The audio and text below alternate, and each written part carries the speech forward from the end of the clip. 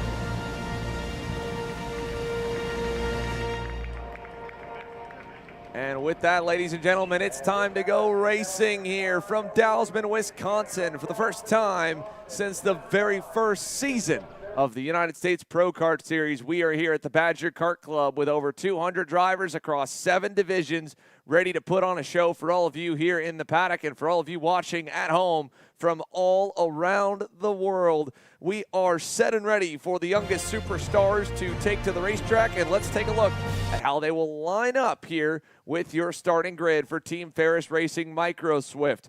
Zane Burgess on the Sodi Racing USA black and orange number 55 will lead us to green alongside round 1 winner Miguel Suarez's RPG Cosmic. Those two have wins already, of course, over the 2 races so far this year, but behind them it is a hungry group of drivers, including a couple that have had some impressive performances in the heat races, like Santiago Orioli, or especially at the end of the day yesterday, Canadian Jaden Francisco, who rolls off 4th, Alex.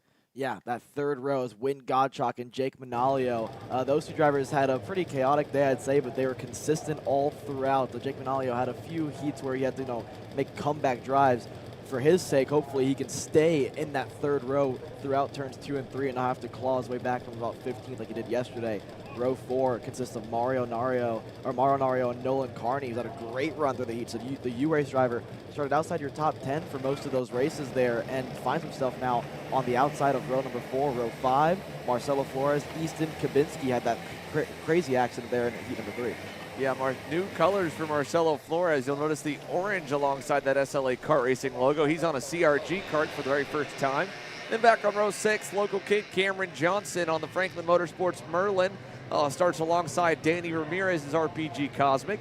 Leo Simone on the TKG Kart Republic back on row 7 starts 13th. Alongside him, Lawrence Perriman's BJR MDR LN kart.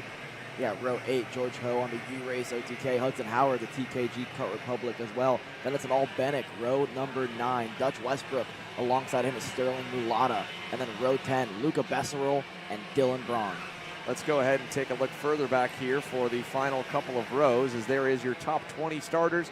Here are the back 11, beginning with AX Capitan Garduno's Ursuline Racing entry on the inside, and Victor Gus Wonderl on the outside.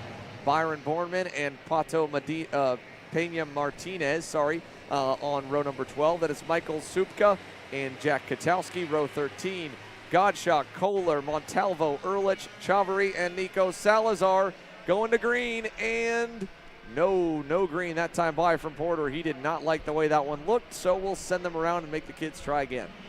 Yeah, we've seen this throughout the weekend, I'd say. At least 1 or 2 stars from these young micro stars has had to go back around for a second go at it. So for Zane Burgess, Miguel Suarez, we've seen them go at it all year long. Zane Burgess has been, the driver that has a slight edge over the field, I'd say, throughout the year. But this weekend, it hasn't looked that dominant for Zane Burgess. He actually has had to, claw his way back through heat race. We saw Jaden Francisco put on a great performance in heat number 3. We saw Orioli get a heat victory in the first heat as well. We've seen, Miguel Suarez be in the mix of it. Win Godchuk as well was very quick at the end of heat number 3. So all it takes really is a good start for those guys to be in the mix as well. Ista Gabinski, he starts 10th, but that's obviously due to the fact that he didn't even finish heat number 3. So with his points, he still finds himself 10th. The AEM driver, I expect him to be up towards the front. We saw Cam Johnson after a crazy heat number 3. He was up to 2nd at one point in this race. He rolls off 11th. So a lot of drivers further back, hungry, like you mentioned, for a top 5, for a top 3, for potential victory. Many drivers here, I think, are in the cards for it.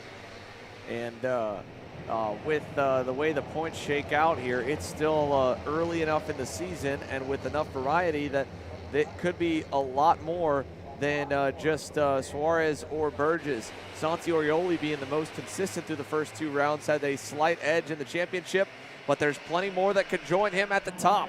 Lights out and away we go for round number 3 of the season, and a slow start has a couple together. Marcelo Flores, Easton Kubinski, 2 or 3 more turn around there. It might be Montalvo in the 01 that's gone around over there. So we've got 3, 4, 5 cars collected on the opening lap.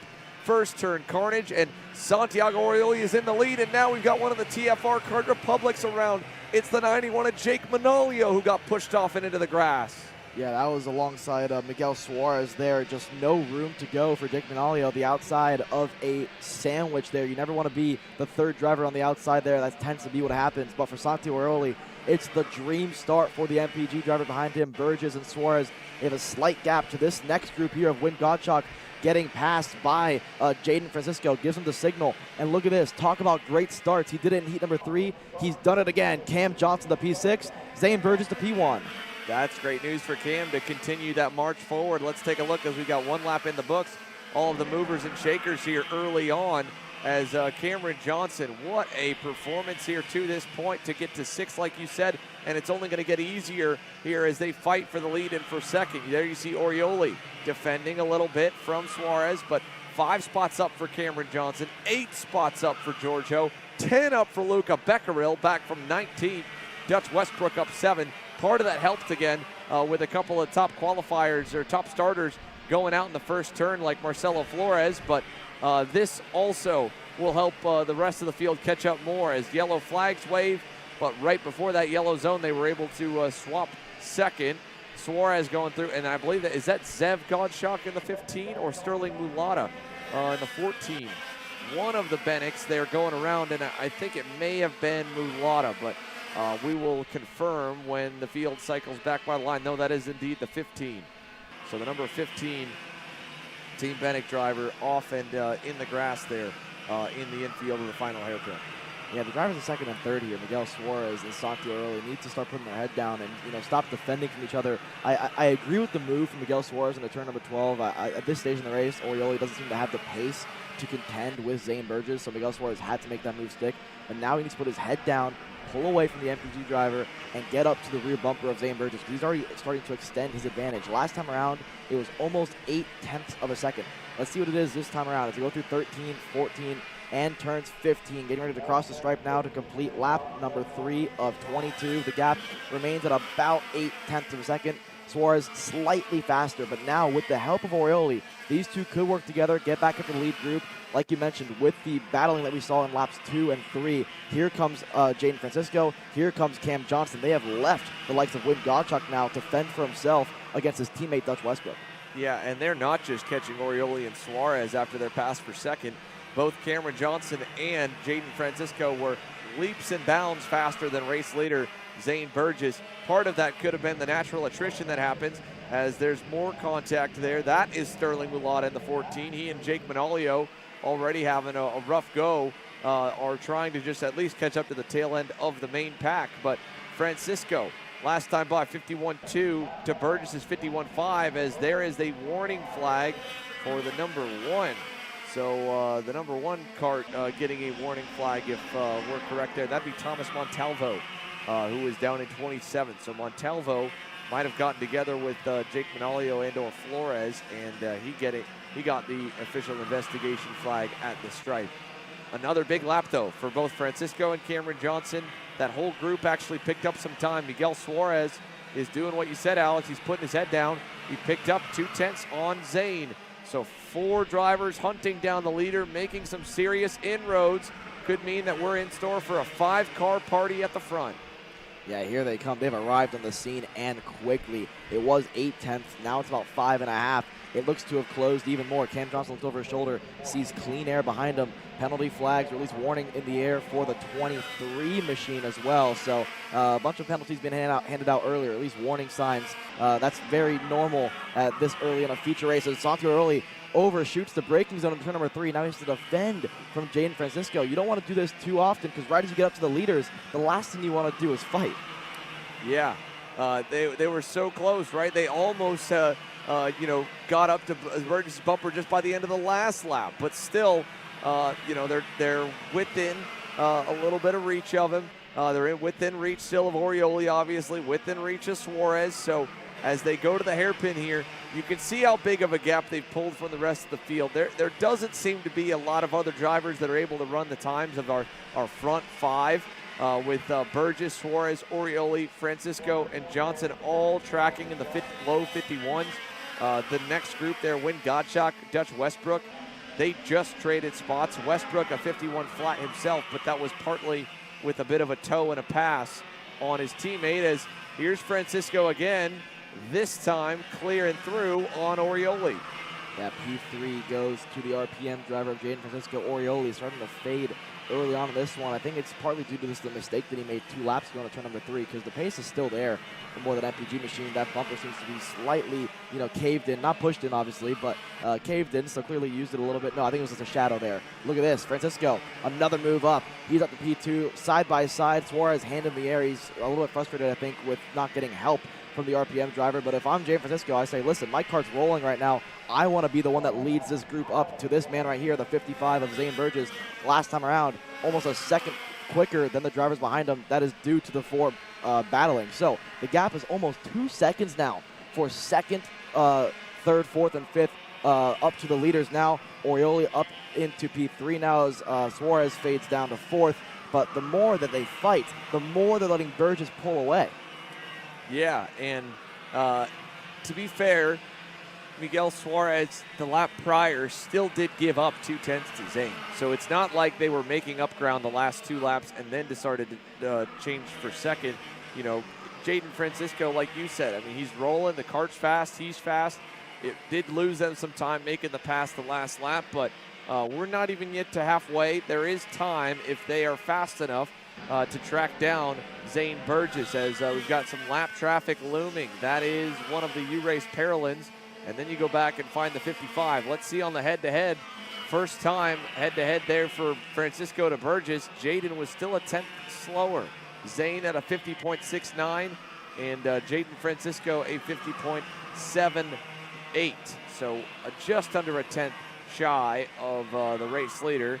And then, with these 3 kind of mixing it up, they obviously went a fair bit slower. They've also got to be careful, too, because Dutch Westbrook, another good lap for him. 50.97. That's quicker than 3rd, 4th, and 5th. He's still, granted, 3 seconds away, basically, but he's pulling away from his teammate at Win Gottschalk, and young Dutch Westbrook could be standing on the podium at the end of the day today if he keeps marching forward the way that he is. Yeah, especially if these guys keep doing what they're doing. I think further back, I just saw a peek of a nose from Cam Johnson to the inside of Suarez. Check this out. Lap traffic should have pulled in, did not. Samuel Chavarri is still on the racetrack in the U-Race Paralin. Zane going to get held up a bit by him. And now that was easy, though, with only 1 car. Let's watch when this pack catches up, if they end up getting to him before he pulls into the pit lane. Because at the national level, they do try to black flag and remove any potential lap traffic to not interrupt or disturb the race for the lead or the front-running spots. Next up to get to him will be Jaden Francisco. He's going to get there maybe right at the perfect time, maybe not. Let's see. Coming out of the hairpin, yeah, caught him at an awkward point, had a jam on the brakes. Now Samuel's going to see it. He'll pull in, but not without hurting Zane a bit and also hurting Jaden a little bit as well. Jaden did close back up, but that last hairpin kind of bobble by Samuel Chavarri ended up being a kind of net neutral moment there. 200s better for Francisco to Burgess. And this group here, I don't know what went on in that last lap, but they slowed a ton, and they didn't hit the traffic at all. Orioli a 51.5, Suarez a 3, Johnson a 4. I mean, they gave up half a second to the top 2 cars. Yeah, I was about to mention, I think Francisco, unfortunately for him, finds himself in that awkward situation of too quick for the 3 behind him and just about as fast, maybe a 10th quicker than Zane Burgess on certain occasions. But for these 3, they just don't seem to have the pace. It doesn't help when you go side by side out of turn number 3. But for Dutch Westbrook, for Wayne Gottschalk, they have closed that gap. They were 3 seconds back at one point. Look at that. There's Dutch Westbrook in the same frame as these 3 drivers. The gap is 1.4 for the 33 machine to these 3 drivers right here. Miguel Suarez knows it. He has to get around Orioli. He needs to at least put another kart between himself and Cam Johnson. But Orioli is going to say, you know what, if we're going to fight for 3rd, I want to be the driver that finishes 3rd. The more you fight, though, here comes the 2 Bennicks. Yeah, both of them moving forward. I mean, Wayne Gottschalk is not as fast as Dutch Westbrook, but they're both still faster than this trio. Westbrook was 4/10 better last time when they were pushing and they were single file. This time it might be even bigger, the gap that he's able to eat up. So Dutch Westbrook's march to the front could get him as high as P3. And at this point in the race here, nothing they can do but watch Jaden Francisco rocket away into the sunset. He's already 2 seconds up the road and counting. He has gone back and forth with Zane Burgess on lap times. The time before, Francisco a 10th.5 better. That time, Burgess 10th.5 better. And once again, Zane is too fast for his own good. He's going to catch some lap traffic before they were able to clear them off the circuit. As Suarez, Orioli, Johnson, now Westbrook joining in. Mark it at 4, and it's going to be 5 soon as here's your leader. He's going to catch up to another one of the U-Race entries. This is the Paralympic number 50, Ador Erlich, and that is a big moment for the race later with a late move there in the kink for Zane. And that's the risk versus reward of fighting through traffic. If you wait until it's a low-risk, high-percentage move, you might give up a full second. But when you go for a high-risk, high-percentage or low-percentage move like that, you run the chance of just throwing it all away. So very crazy moment. And the officials still, I don't think, were able to get Dor Erlich off the racetrack. So he's going to potentially get to this 4-car gaggle right here. Yeah, Cam Johnson having to defend from Dutch Westbrook now, looking over his shoulder. They're side by side. This is the battle for that 5th spot. Look for a crossover move out of 5. It's not going to happen, but the more these 2 fight, they're going to let Orioli and Suarez get a bit of breathing room here. They don't have to, stress so much about the drivers behind them. Cam Johnson giving the signal to Dutch Westbrook to push me, but if I'm Dutch Westbrook, I just made up 3 seconds on this group. I'm not going to push anybody until I'm the leader of this 4-kart train. Looking up front, I think Francisco has gone around Dor Erlich, and he has. So Erlich this time around does pull into the pit lane, so good job there for Erlich to get out of the way. And Jaden Francisco lost slight time to the leader of Zane Burgess last time around. They've been, back and forth trading best lap times, but nonetheless, it's still 2.2 out front. Cam Johnson very defensive in turn number 3. Look at the run Dutch Westbrook has. He's going to capitalize inside and through P5 for Dutch Westbrook. Yeah, nice work for Dutch. Now through the hairpin section, he's got his eyes set on 4th. Santi Orioli and Miguel Suarez, they've traded spots. Dutch Westbrook getting in, playing spoiler. This is the last thing they need to have happen, because if Zane Burgess wins the main here today, there was a penalty handed down for Francisco for avoidable contact in the 3rd heat that gave Zane the win. So Zane's got 2 heat wins out of 3. So he's got a few more championship points already added in. He came into the weekend 91 back. Now he's 1st. These 2 fighting for 3rd are staring down at least a 40 to 50 point swing in this main event alone. Down and into turn 3. Orioli getting around Suarez, and Suarez a late or slow exit has Westbrook still close, still looking. No move yet, but keep an eye as well on Wayne Gottschalk closing in to try and make it 5. Cameron Johnson as well enters the weekend 6th in the points. This is the perfect scenario for Dutch Westbrook, because he does not care about where the championship is. He's not involved in it. He's looking for a podium, so there's no loss, no risk. A lot of risk for the 2 in front of him, though, as Suarez sends Orioli to the weeds. Santi's trying to go back, and he'll take 4th away. And now the gap opens up from P3 back to this group.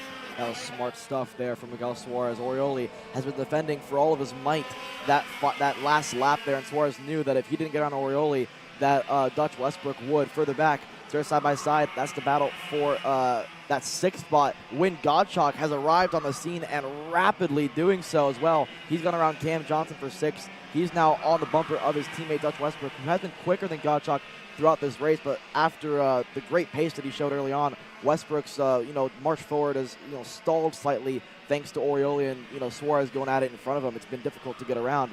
This battle for 3rd has turned into a 5-kart battle here as they enter 5 to go.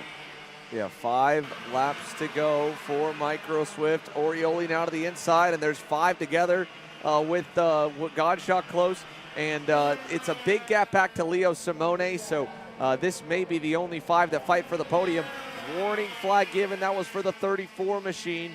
Somewhere in the mid-teens. We'll ID that in a moment. I wanted to check in on where the points lie because it's such a massive amount of points here to win one of these main events. 400 points to win the final, 100 for each of the heats. Then 380 to 2nd, 360 to 3rd, 340 to 4th. If, let's say, Orioli or Suarez fade back to 6th, they'd be surrendering 96 points off of this main event alone. So not to mention the fact that they're going to give up some by the end of this weekend when the heats are calculated. But there is a lot to fight for in this pack here as we see Gottschalk now getting back by on Dutch Westbrook. Spent most of this race following Dutch. Now Dutch gets by. Warning flag given now to Santi Orioli. So the man in 3rd is under investigation as Suarez is shoveled to the wayside. Here goes both Gottschalk and Westbrook by. Gottschalk a little bit wide there in 4. Dutch on the outside now. Can he get back low? He can, just barely. Oh, and the teammates are banging side pods as well. Gloves are off. Doesn't matter if teammates or not. So Win Gottschalk, Dutch Westbrook not helping each other one bit here. What a crossover move for Dutch Westbrook. He's going to sneak on by there ahead of his teammate Win Gottschalk. Further back, Suarez defending from Cam Johnson has a really good run through 11, though. Might see a move here to 12. He will peek a nose, but it's slammed shut in front of him. Win Gottschalk's going to hold on there. Suarez, that is a late defensive maneuver there ahead of Cam Johnson. Dutch Westbrook is now up 13 positions here to P4, charging for 3rd on this final lap. Who's going to get the warning flag there? It looks like it might have been for Dutch for the side-to-side contact and the 33 card displayed there on screen. Now as he goes to the outside, Gottschalk, his teammates back through. So move Win back into 4th, Dutch back to 5th, Orioli still 3rd. 3 laps to go here from Dousman. While out front, Zane Burgess completely unaware of the chaos around him. Oh, off the racetrack for Gottschalk there going into 7 and 8. Yeah, he was side by side for that battle for that 3rd spot there, and unfortunately onto the marble section of the racetrack. You're not going to find any grip out there, and it just swallowed him up into the grass. That's a little bit wide for Orioli. Westbrook got a decent run out of 12, but it's not close enough to throw it into 13. This is about the largest lead I've seen for Orioli, and that's saying a whole lot because it's only about half a kart length here as they enter 2 laps to go here in Micro Swift. Orioli at the bottom of the racetrack. Westbrook trying to find any way around the MPG driver. Look at this. Orioli making that go-kart 3-4 meters wide. Suarez going to take advantage of the wide line from Westbrook. He's through. They're side by side for 3rd now. Westbrook's going to take that spot back, or at least attempt to, but Suarez around the outside is going to hold on to 4th. So Orioli to Suarez to Westbrook to Johnson. 12 seconds back from the leaders. Zane Burgess up by 3 1/4 seconds back to Jaden Francisco, and a huge gap into the fight for 3rd, and a big point swing coming here as let's take a look at it. Down into the back hairpin for Orioli, still defending low. White flag being displayed now for Burgess. Here goes Jaden Francisco. Lap traffic potentially. That is, I think, one of the Ursuline entries, Ajax Capitan Garduno, as here comes the fight for 3rd. Suarez, and black flag given to the 23. So that was the black flag given to Garduno, trying to pull him in before he potentially disturbs more. And contact, Suarez is through for 3rd. Suarez bullies his way up into P3. Cam Johnson loses a spot there to Dutch Westbrook. He's back to 6th. Orioli looks over his shoulder. There's not much in it between the top, from 3rd on back. But Suarez and Orioli have a bit of a gap here to Dutch Westbrook, so it's really a 1v1 situation here with a couple corners to go between Suarez and Orioli. And already coming out of the last hairpin towards the line, Zane Burgess leads it and wins here in Dousman for his 2nd on the year. 2nd place will go to Jaden Francisco, and the fight for 3rd to the last corner. Suarez into the grass. Orioli's going to get by. Westbrook gets by. Johnson's going to get by. And it's Orioli that ends up in third. And on the last 300 to 500 feet, Miguel Suarez just saw about 50 points go out the window. Crazy. Wow, Santi Orioli, I got to give him some credit there. Hats off to him. He led that second group from third, fourth, fifth, and sixth, and seventh for a while when Gottschalk pulling off the racetrack. He was the leader of that group for a majority of that race. He did a great job, making his go-kart much wider than it's supposed to be. So for Santi Orioli, a well-earned third place there. But like you said, for Miguel Suarez, he's going to feel a little bit heartbroken after that one, getting pushed a little bit onto the grass there. It's the case with these curbing, right? You dip one tire off, and all of a sudden you start skateboarding off the edge of it. Nothing he could have done there. But like you mentioned, now he's looking at about 50 points there. He just lost in the matter of one corner. Let's go back and check in on the results really quickly here of where they all ended up. You had that big pack from third to eighth there. Gottschalk able to get back on. Leo Simone really charged away from the midfield to end up in seventh. Good drive forward for Leo from the seventh row. So he'll pick up 6 or 7 positions, I think, there from 13th. Gottschalk, Ramirez, Becquerel, a top 10, and Ramirez and Becquerel led a pack of about 5 back to Dylan Braun. Easton Kubinski and Jake Manolio from the opening lap ending off on the wayside to recover to 14th and 15th is, a bittersweet ending to their Sunday, but a very impressive drive back forward. Then Marcelo Flores there on the CRG for SLA back in 16th, Perriman 17th. And we saw a handful of the drivers towards the end, Thomas Montalvo, Dor Ehrlich, AX Capitan Garduno. Those are the only ones that got pulled in for being a bit off the pace, as well as Samuel Chavarri. We ended up pretty much having all of the drivers that were able to at least take the green flag and make it to the end of lap 1 go to the finish, and would have had all of them go to the finish had it not been a long enough race that the leaders, specifically Zane Burgess, were catching up to the slower drivers at the back of the field. So of the 31, 27 able to cross the line and take the checkers, and a lot of that, again, just due to the fact of the last couple drivers, the lack of experience costing them some time and ultimately having to be flagged off before the leaders got by. So 1 race in the books, 6 races to go, folks. We're going to take a quick commercial break and return with more action here from Dousman. KA Junior, 43 drivers ready to go green.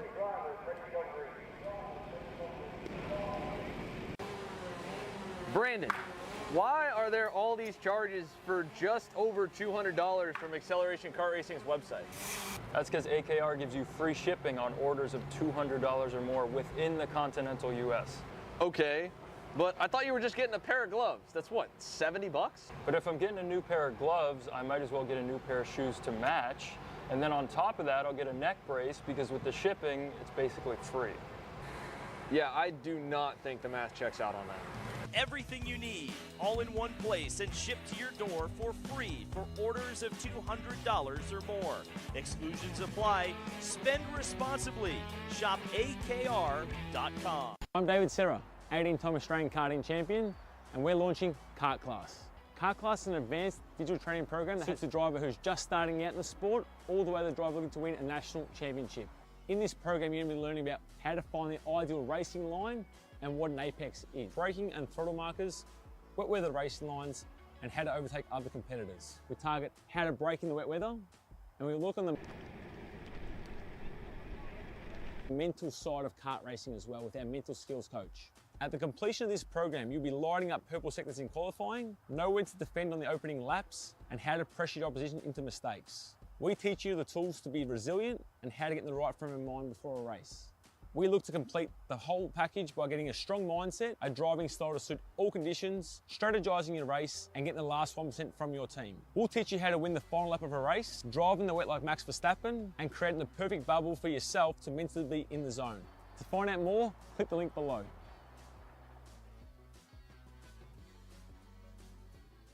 Are you ready to get behind the wheel? From Formula One to NASCAR and IndyCar, all the pros start here.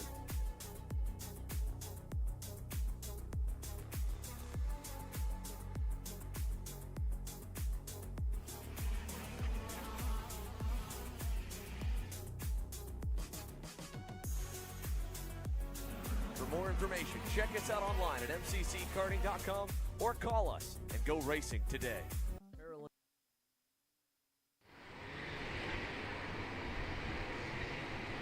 Welcome back here to the U.S. Pro Kart Series from Dousman. Let's take a quick look through the lineup as the drivers have made their way onto the racetrack here for BBS Race Engines KA100 Junior.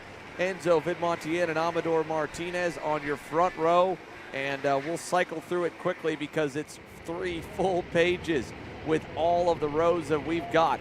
43 drivers making up the grid here for the 100cc Junior Division. Find your favorite one. Keep an eye on plenty of the fast drivers that have a long way to go to get towards the front of the field, all the way back to row 22 with Martin Jaramillo. It is time for the first time all weekend that all 43 of these drivers are on track together. Can they survive the opening corner? Porter down there with the lights, controlling, trying to keep an eye on the entire field as we've got a full grandstand, a packed fence line. Main event number 2, KA Junior is green down to turn 1. Good start for the entire inside row of Vidmontien. It's the dream start for him. Abernathy up to P2, side by side, all the way through the 43 kart field. But it's Benham Abernathy up to P2. Contact through the midfield here as we expected, Xander. Benham Abernathy now quickly trying to hang on to second from Amador Martinez. There's McGoy in fifth. That's Sebastian Garzón in the bright yellow helmet making a move on Travis Pettit. And we've talked about how dirty and low grip it is offline. It's a miracle that no one's really already gone off into the grass here on low air and cold tires. But already Enzo Vidmontien with a nice lead to Abernathy, Martinez, Vanchev and company. And check it out, some more big moves down there in the hairpin. That was Mad Max Weiland with a big send on, I think, Asen Dramalev. And as we complete the opening lap, Vidmontien's lead back to second in Abernathy sits at about just under 0.7 of a second, and another 6 to 7 to find Alexander Vanchev here. With one driver slowing down, it looked like one of the LN karts was falling back on the front stretch.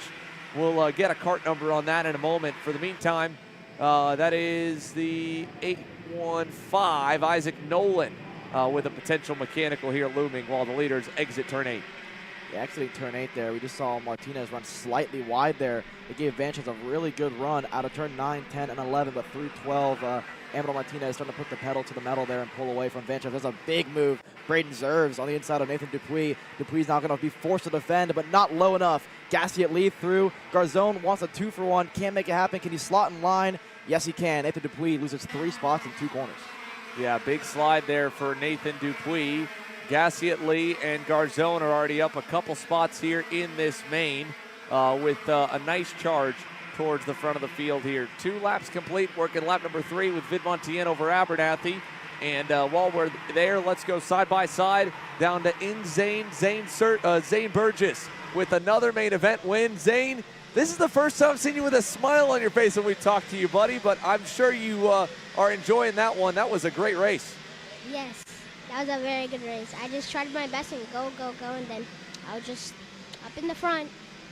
I don't know how much you have paid attention closely to the championship, but you just leapfrogged a number of drivers here with your performance here this weekend. Who would you like to thank that's made it all happen and made your go-kart so fast? My mom, my dad, the team, Juan, and Carlos, and the team owner, Thierry, and yeah, my mechanic and all of those people. Well, first time to Wisconsin. You were second on your mini slip debut at the shootout this week, got some money, and now you got yourself another main event win. Congratulations, Zane. Thank you.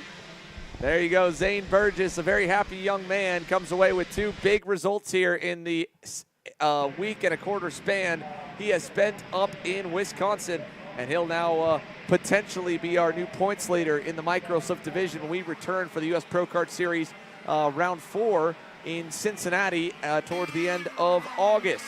Back to the KA Juniors, though. Vidmontien's lead up to about a second now as Benham Abernathy started to fade, and Amador Martinez has come on strong with a good couple of laps that has promoted him now into second.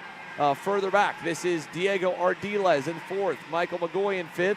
Here's Chico Brown, Turner, Garzón, Zerves, Gassiet Lee, Nathan Dupuis, all through the top 10 trading out positions here from about 6th to 11th, it looks like. Cash Perkins not far back as well on his SCR LN cart. I don't want to speak too soon. We saw it after warm-up. Chico Brown was down there in 28th, about 5/10 off the pace. He had a good start, but since then, he was ahead of Diego Ardiles at one point in this one. Ardiles is now a second and a bit up the road from Chico Brown, so he's been stuck in that 8th place position. A driver that fell down the order, Alexander Vanchev, he was up to 3rd at one point in this race. He's fallen about 4 seconds back from the lead. He got into it a little bit there while we were talking to Zane Burgess. Speaking of getting into it, Sebastian Garzone inside and through on Braden Zerves. Gassiet Lee follows through. Zerves has to defend now ahead of Cash Perkins. Dupuis down another spot. There goes Max Weiland trying to get around the outside. That's not going to work. Travis Pettis going to try to make an opportunistic move work through 9. Let's see who comes out on top in that one.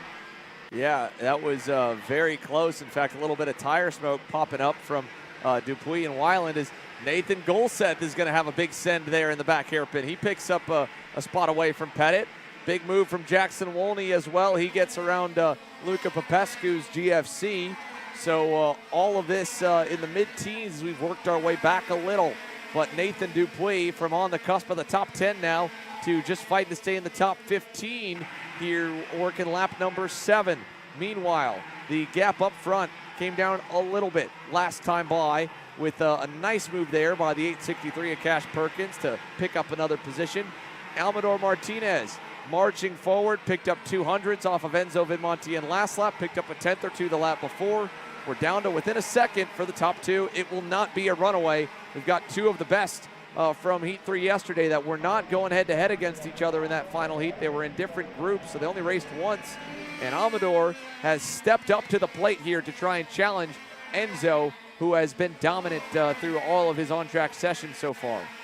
Chico Brown up another spot. Michael McGoy up another spot there. Gets around Diego Ardiles. His charge through has kind of stopped, but Ardiles has been flying all race long. We're still early doors in this one. 17 laps remains here in this 25 lap feature race. Last lap around Vidmontien, slightly quicker, about 800 faster than Amador Martinez. Those two have been swapping personal best laps for the first 8 laps of this one. McGoy, though, after getting around Diego Ardiles, has started to put a slight gap on about a kart length and a half. Ahead of him is a driver in that 3rd position, the Hoach TD driver, Benham Abernathy. We saw him have that really great start. Got up to P2 at the end of lap number 1, but since then has lost ground to Amador Martinez, who has now closed the gap by a 10th on Enzo Vidmontien.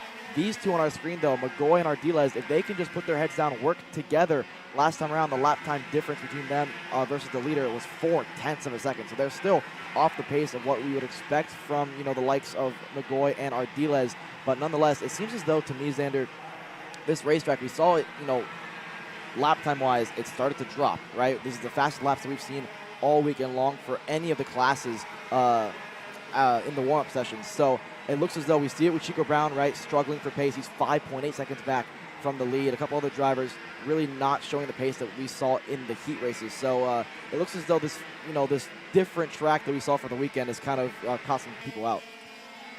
10 laps in now, and we've got problems here. Eric Doan in the 843 Speed Sense Motorsports X30 has lost the right rear tire off of his go-kart on the back hairpin. So bad news for the Californian. He had a solid performance in the works. He had some good heat runs, especially a good final heat. He was fast in the warm-up in the top 10 almost every lap, ended, I think, near the top 5. And Eric Doan's Sunday here at the U.S. Pro Kart Series is going to have an unfortunate early exit of this main slightly before we got to the halfway mark. And speaking of halfway, 11 lap, working a lap 11 now, 10 laps complete, 15 still to go. And we're down to less than 7/10 from Amador Martinez up to Enzo Vidmontien.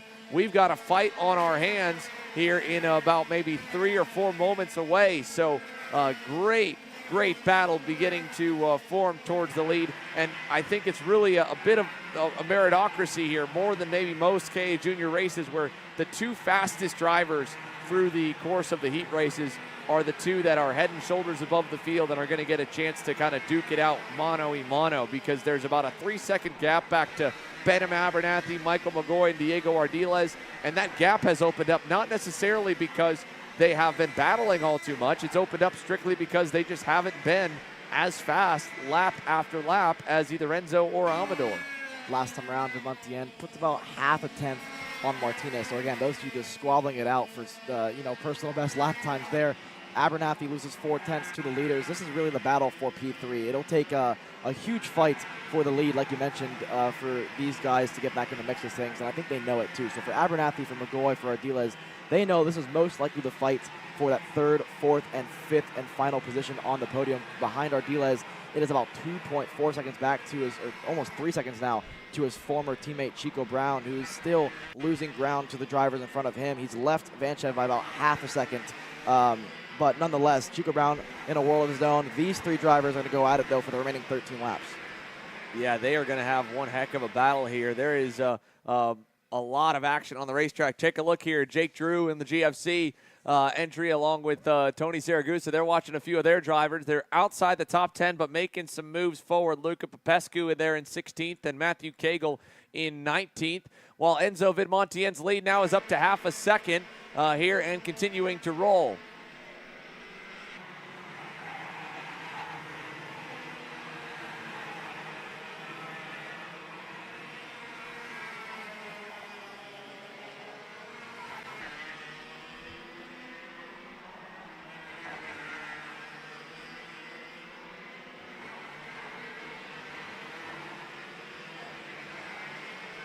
Halfway in, halfway home this time by. 12 down, 13 to go. Warning flag to the 896 car. So that is given to someone that's a little bit further back that we've got an ID. That's Jackson Wolney. I thought I recognized that for a second. So Jackson's march up to 18th here just got the eye of the officials, while this 3-car group here continues for 3rd. And Enzo Vidmontien, the gap back to Amador Martinez, down to less than 4/10 with a big lap from Amador last time, another 10.5 shaved off. And the draft is going to help him a little bit now as we get to the later stages of this main. So Vidmontien, Martinez, McGoy is about 4 seconds back from them. He will not be a factor. This is going to be a fight for the podium. And if they're not careful, there may be more that could join them because they obviously have traded that 3rd spot a little bit, 4th as well. Turner Brown, a 47.32. Matched the pace of McGoy last time a couple seconds back. Actually, take that back. He was 3/10 better. So took a while for Chico to kind of get that RPG to come to life. But in 6th, he is closing up now to 3rd, 4th, and 5th ever so slightly. We know they're going to fight more when we get to the last couple of laps as well. If he could keep chipping away at that gap, he could play spoiler and get himself up and onto the podium, which would be a nice, way to end the weekend after what started so promising on Friday by putting it on the pole, Alex. Yeah, Chico Brown's weekend went from really great to so-so. It could be really great towards the end of this one if he can get himself on the podium, but a driver looking for more than just a podium is Amador Martinez. That gap has grown to about 4.5 tenths now, but nonetheless still 9 laps to go here. These 2 drivers have been the class of the field in KA Junior. Like you mentioned, it's rare that the 2 that were the quickest all weekend long tend to remain at the top here in the KA category. You have to wait and see. 4.5 seconds back is this squabble. McGoy, Ardiles, Abernathy. The gap is now 2.5 back to Turner Brown in 6th. Let's check in with the battle for 7th as well while things have gotten a little bit quiet up in the front. How about this? You got Sebastian Garzone, Alexander Vanchev, Chase Gassiet Lee, Cash Perkins right there.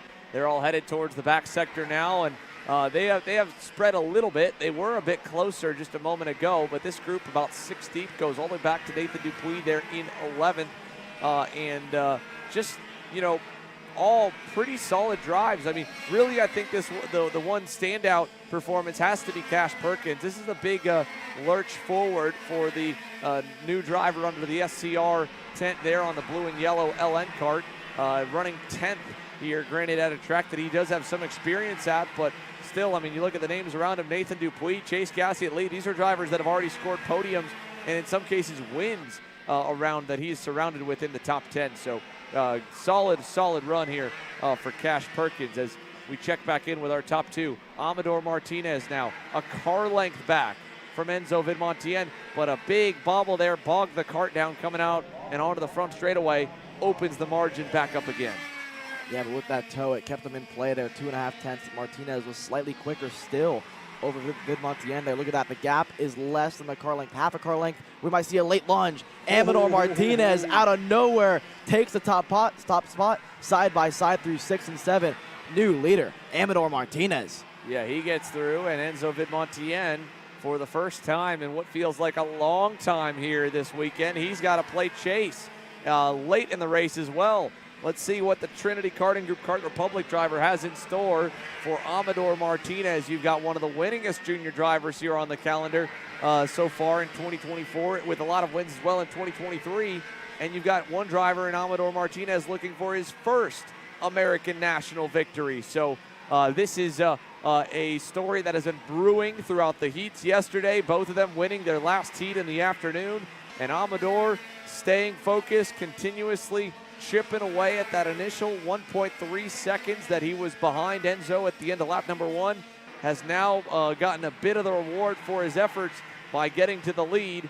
He's going to need to fight for it, though, because Enzo's already started to close back up to him now as they head to the last sector. Through 11 and 12, we've seen a lot of moves here from Vid Montien throughout the weekend. We see a late lunge here, not going to happen, but a good run out of 12 could give him a chance in 13 if he opts to take it. Not yet, but Vid Montien is closer than he was last time around, so this one is definitely not over just yet. We still have 5 or so laps to go in the cross the stripe. Yep, lap 20 of 25 underway. That's Vanchev. Vanchev now with a warning flag from the officials. Look how close it is through 3 and 4, Xander. Very close through 3 and 4, now into 5. Enzo's going to try and repay the favor. Amador's going to hang tough on the outside. Oh, and a big wiggle there in the braking zone from Amador Martinez. That was definitely going to catch the eye of the officials. Enzo did a fantastic job to hang on to that thing. Amador Martinez, Enzo kind of cut him a break. He could have released the brake pedal and opened his hands at the exit of turn 5. He was nice, gave Amador space, and Amador might get that black and white flag. Let's see if he does. The 891 at the line is not going to have it there, at least not yet, but I don't know. I mean, that's dancing the limit, and hey, man, that's wanting to get your first American national win and saying, I tracked you down for 17 laps. That was a move where you are going to have to really take this win for my cold, dead body. Yeah, but if I'm Amador Martinez, now you better run away from Enzo Vidmontien, because if he gets back to him, I think we might see maybe some favors being repaid from him, because like you mentioned, Vidmontien could have easily done the same thing to him the corner prior, but nonetheless, Martinez now 9/10 is the gap after Vidmontien had to save the car in the grass. All that battling has allowed the group in 3rd, 4th, and 5th to catch up slightly. There's a look at Ty Fisher. He's going to be out of this one. He's at the scale line. A very frustrated Ty Fisher, the 838 Race Lab TV car, is out here with 3 laps to go. Bummer for the Race Lab TV car driver indeed, as he watches on with Enzo Vidmontien still trying to track down Amador Martinez, 7/10 away from the race lead. Last time by, he was able to pick 2/10 back up. This fight isn't over. Neither is this one here for 3rd. Michael McGoy, along with Diego Ardiles and Benham Abernathy, 3, 4, 5 through turns 8 and 9. So as they go back to the back section, they'll hit the line, work in 23. 3 laps to go for Michael McGoy as they go into the back hairpin.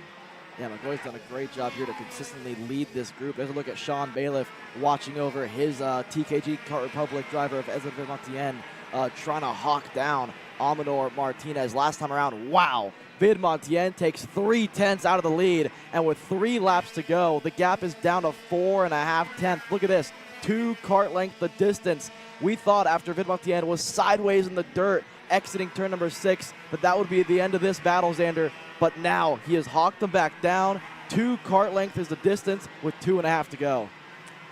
Wow, this is going to be exciting.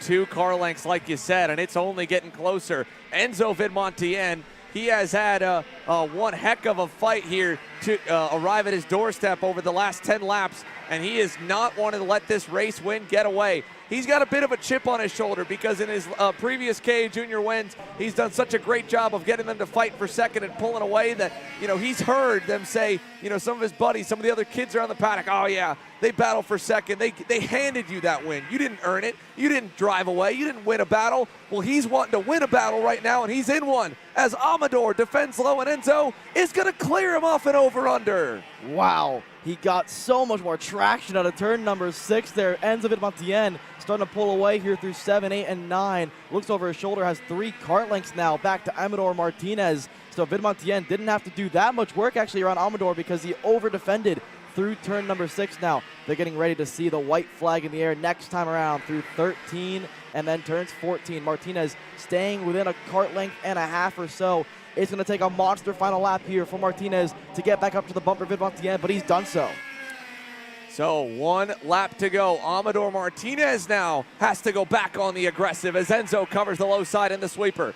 Running over to turn 5, the tight hairpin. Amador tries the outside. Enzo hanging tough on the inside there. Now over to turn 6, a little bit of a gap. Amador kind of got bogged down, and Vidmontien's got a car length and a half out at turn 8. Alex? Up to 9 in the turns number 10 and 11. No matter how far back you are, it seems as though people find extra grip into turn number 12 and 13 with the Rhino liner. Do we see a late lunge from Amador Martinez? But like you mentioned, out of 6, too much of a bog down in the engine. And look at this, Enzo Vidmontien, after getting the lead taken away from him 5 laps ago, he's going to cross the line and take victory in KA100 Junior ahead of Amador Martinez.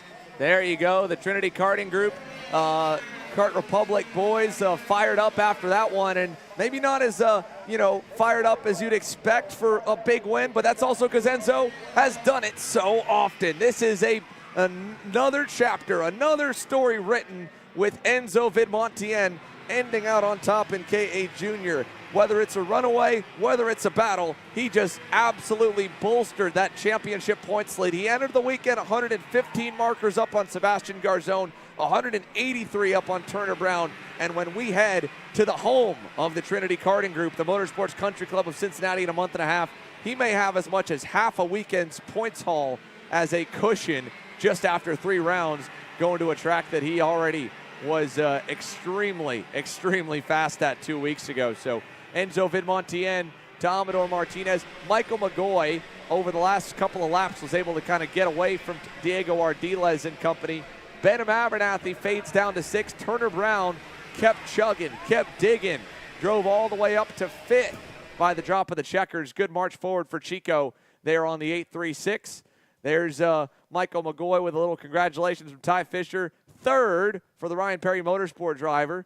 And there's Diego Ardiles going by to check in on Amador Martinez. Amador fought with everything that he had to try and get that win. And you got to feel for him as well here, folks. I mean, he gave it his all. We saw how aggressive he wanted.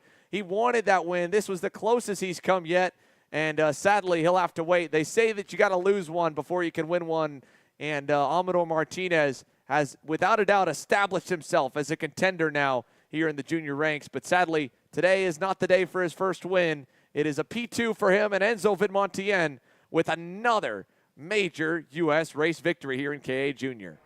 Yeah, you can see what it means to Amador Martinez to even be in that fight for the victory there. You can see he was a little bit heartbroken after getting it taken away by Enzo Vidmontien, but it was an incredible drive. You cannot take it away from Enzo because he had to claw back a 9/10 advantage in 5 laps, and he did so in incredible fashion. So for the TKG Kart Republic Group, they get another victory in the KA100 Junior category. But when we come back, we're going to get ready for some KA100 Senior action.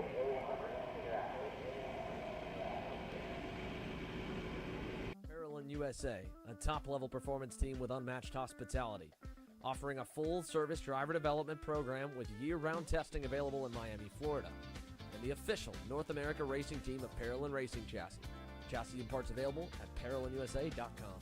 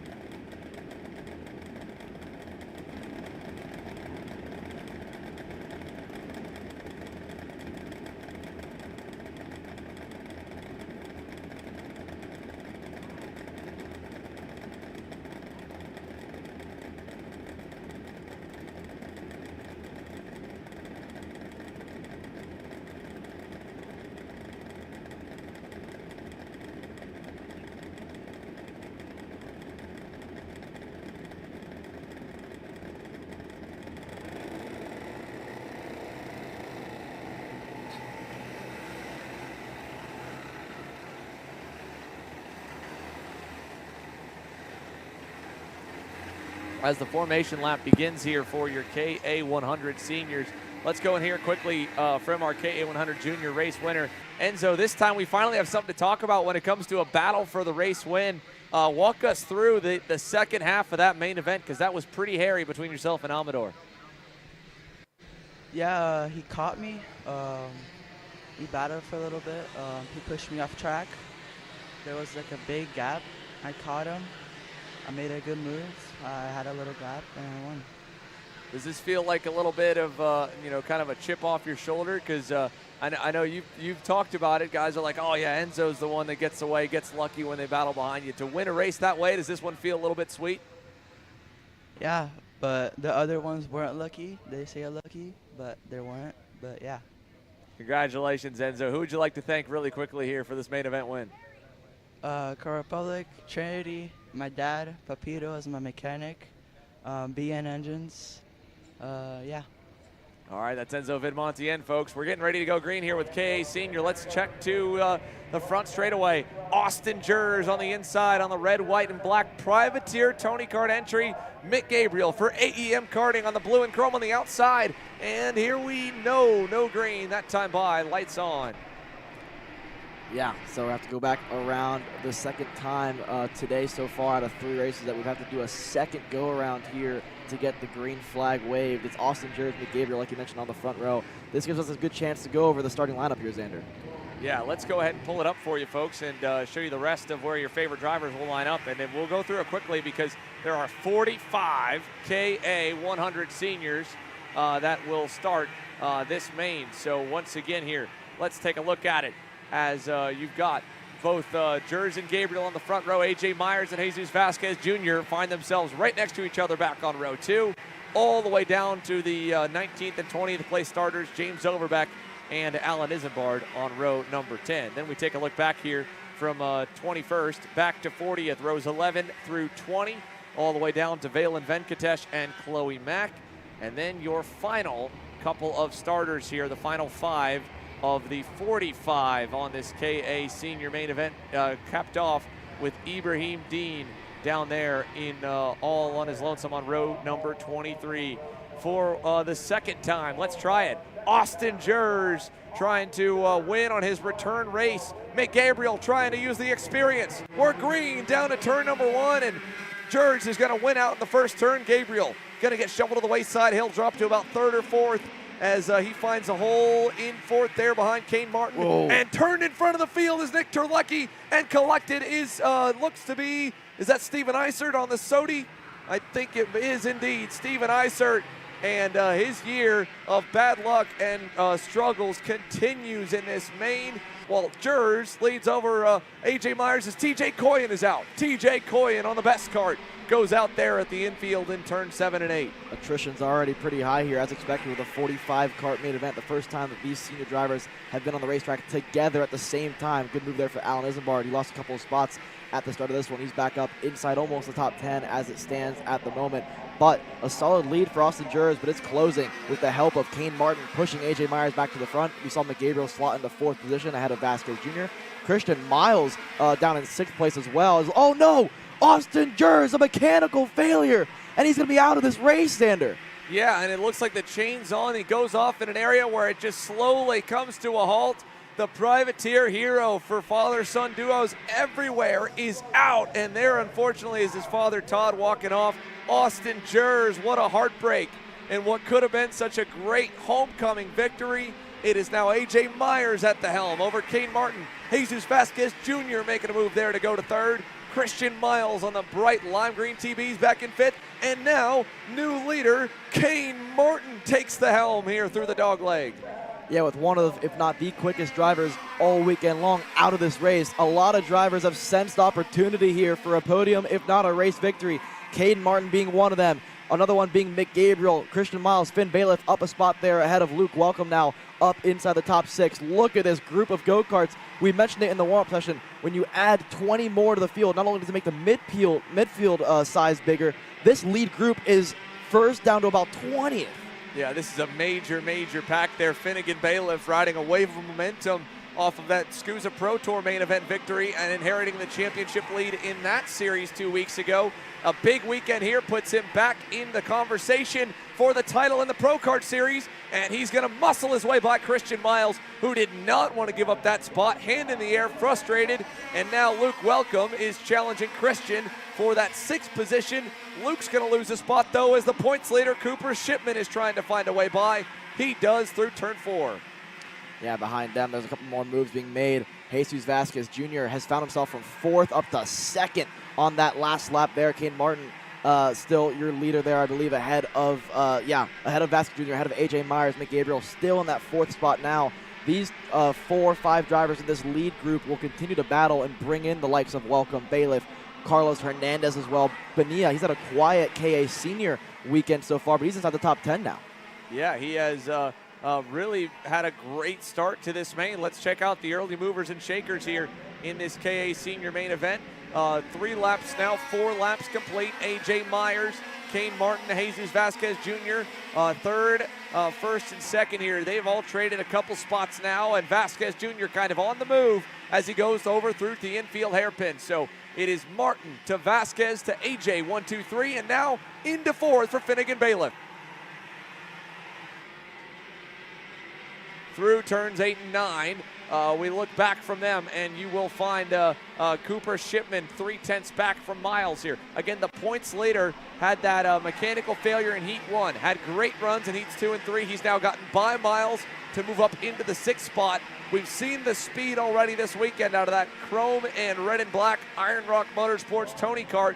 Cooper Shipman making a quick adjustment and moving forward again here as the warning flag went out for the 979 entry. So that is going to be Quentin McPherson down in 17th. Just got the investigation flag. Yeah, here we go. Your leader starting to pull away slightly there with Martin Vasquez Jr. putting 7/10 now on AJ Myers. Finn Bailiff, you mentioned, up to 4th now. But Shipman, one of the biggest movers of the race. He's your points leader. He's all over the rear bumper now of Mick Gabriel. He's been setting fast lap after fast lap the last couple of laps here. We're only 6 laps into a 25-lap main event here. Kane Martin doing a great job here leading ahead of Vasquez Jr. But this group is starting to expand a little bit here, I'd say. The top 2 pulling away, but then that 3rd on back group is growing. The 960 machine as well gets a warning flag. Yeah, the 960. So now the officials adding another driver onto the spotlight list, the one spotlight you don't want to be in. Kane Martin, though, talk about this run that this Nash Motorsports driver's putting together. I mean, another consistent lap there. He gave up a little to Vasquez, but it has not been much. He has done a great job since getting to the lead. And behind him, Finn Bailiff, fastest of the entire top 5, and it's not even close. He was 3/10 better than AJ last time, and he is right there pressuring the Magic Kart driver. Little bobble with the front end, kind of broncoing through that back hairpin, but overall, Finn Bailiff, a lot of speed there in the 949. He could be a factor here after being not necessarily a major one through the heat races. Checking back out, that's Jose Carlos Hernandez there on the Orsolone Tony Kart, following Cooper Shipman. Luke Welcome right in line. Here is another look again up to 3rd and 4th, 1st and 2nd there just up the road. Single file, and for the first time in the entire race, it feels like, Alex, we can catch our breath because there's not a pass made inside the top few spots. Yeah, we're now 2 by 2 for the top 4, and then there's quite a big gap. I'd say almost a second now back to Mick Gabriel, and then that second group is headed by Gabriel, Miles, Shipman, Hernandez, Welcome, Overbeck, and others. But I will say, this lap around, it looks as though Myers and Finnegan Bailiff, as well as Mick Gabriel, has rejoined this mix here. It was 8/10 from Myers to the leader. This time around, 7.5 of a second. So AJ Myers, Finn Bailiff, second win here in the opening 9 laps of this one. So I suspect that they're not out of this one completely. Mick Gabriel has set a pretty quick lap. He's 1.6 back from the lead. But then you have to go back to Christian Miles, Shipman, Hernandez, Luke Welcome. This group has not left each other since the green flag waved. Yeah, no, they have just kind of been glued to each other, but they were a little better than Christian Miles. So even though they've all been around each other and trading spots, their pack is starting to show some good pace. They were just as quick as the leaders last time by. You can see that they are now closer into frame to Miles' lime green TB, and now the leaders have traded the lead. Big change. Jesus Vasquez Jr. to the point. Martin second, Myers third, and AJ Myers, a bit of a slower start for the Magic Man, although he did take the lead early. That kart looks like it's really beginning to come to life now as he is all over Kane Martin, and Vasquez is parking the bus on the inside up front. Myers now going to try and go to second, and he goes over the top of Kane Martin. Martin gets the nose cone destroyed. Myers goes off in the grass, and Connor Ferris and even more Quentin Angeli having to make crazy moves to avoid the Nash Motorsports driver. The great run all weekend for Kane Martin comes to an end. A heartbreak for Kane Martin and for AJ Myers as well there. Just one of those racing incidents through turn 5 and 6. But this has opened the door now for Finn Bailiff, for Mick Gabriel, for Christian Miles. There's a warning flag for the 977. That is Jesus Vasquez Jr. A warning for your leader. Yeah, I don't know what that would have been for. Maybe for blocking multiple moves, or maybe he did kind of get into Kane a bit on the way by. We caught the back half of that pass, the aftermath, and Vasquez had gotten already 2 car lengths away. So whether it was an aggressive send or just a matter of a bit too close from defending to multi-move blocking, Vasquez Jr. catching the eye of the officials as the revised lead pack now has Jesus Vasquez Jr., Finn Bailiff, Mick Gabriel, and Christian Miles. And Miles working his way through the heats with 3 consecutive top 10 runs, hovering the 5th place result. Has a pretty good points haul. In fact, it'd be the best of anyone up front if it weren't for the fact the 977 is having an even better weekend. And for Jesus Vasquez Jr., he is hoping Mick Gabriel sends it on Finnegan Bailiff. But right now, Gabriel is taking his time and giving Finnegan the opportunity to try and hunt down the race later, which he is doing so. 1.5 tenths better for the 949 to the 977 as of last time by. Yeah, next time he crosses the stripe, it'll be halfway to go. So still 12 to go after this lap. I'm looking down at that 5th, 6th, 7th group because it does have Cooper Shipman in it. And I suspect if these leaders inevitably start the battle, here we go. Mick Gabriel, he's tired of being third. He wants to lead that 2nd, 3rd, and 4th group up to the leader, Jesus Vasquez Jr. And that is what Cooper Shipman wants. He's probably looking at this front group and saying, yes, please battle. You need to get around Vasquez Jr. for my championship hopes here in round 3. For Cooper Shipman, he's down there in 7th, 3.6 back as Hernandez gets around him now. AJ Myers has recovered back up to about 10th right now, folks. He's about 6 tenths back from James Overbeck. So the Magic Man's not down and out. Only 5 seconds back from the main group as into the pit lane, I believe, just went Kane Martin. So the disastrous end to what was such a strong start for this main event is officially here now. Martin will suffer a DNF on lap number 12 from this final in KA Senior. And Finnegan Bailiff looks like he's starting to get a bit tight. That Kart Republic was really struggling in the back hairpins last time by. Christian Miles now is the next one trying to go around Finnegan. Let's see if he wants to go not in turn 4, maybe turn number 5. Yes, inside hairpin clear. Christian Miles up to 3rd now, and he taps his helmet to go forward. But I think in Finn's place here, he's just trying to minimize the amount of time he loses going backwards, because if they don't fight again up front, I don't know if he's going to have the pace to stay there. That last lap did not look good. A 47.1 was nearly 4/10 off, to be precise, about 3.5 off the leader's pace. It's one of the worst feelings as a driver is being too fast too early, knowing that your kart is fading for the next 11 laps, and all you can do is really hold on. You can see it. His kart seems to just hop more than the rest here through the 12 and 13 section of the racetrack where the Rhino liner is laid down. Last time around, Mick Gabriel about half a tenth, a little more than that, quicker than Jesus Vasquez Jr., so he will get there. It's not a matter of if, it's really when, and he's already there, 3.5 tenths back from your lead group. Behind them in the same frame now, Luke Welcome. Hernandez has joined the mix almost. They're 2.5 back from the lead. Persing got around Shipman. Shipman's down in 10th. AJ Myers got around him, so has Overbeck. Now, as we look towards the 2 leaders right now, Mick Gabriel, his progression with the AEM karting team, him and his dad running the small Midwestern-based operation based out of Chicago. They have had more weekends to where they've said good pace, one good session, maybe 2 good sessions, than a good overall ending result when it comes to their KA Senior campaign. They have slowly and continuously developed their 100cc program, and now Mick Gabriel is really on the cusp of bringing probably the biggest win they've had to that program right now, and Jesus Vasquez Jr. knows it, so he's already parking the bus down low to defend here in the hairpins to try to back up the pack again. Jesus has done this at a couple of races here where the moment he gets caught, it's very similar to what we saw Harley Keeble be able to do to win that U.S. Pro Kart Series event in Cincinnati. Drive your normal line until you feel the heat, and then start going low and hope that they mess up for second, as we've got problems for Aiden Rudolph.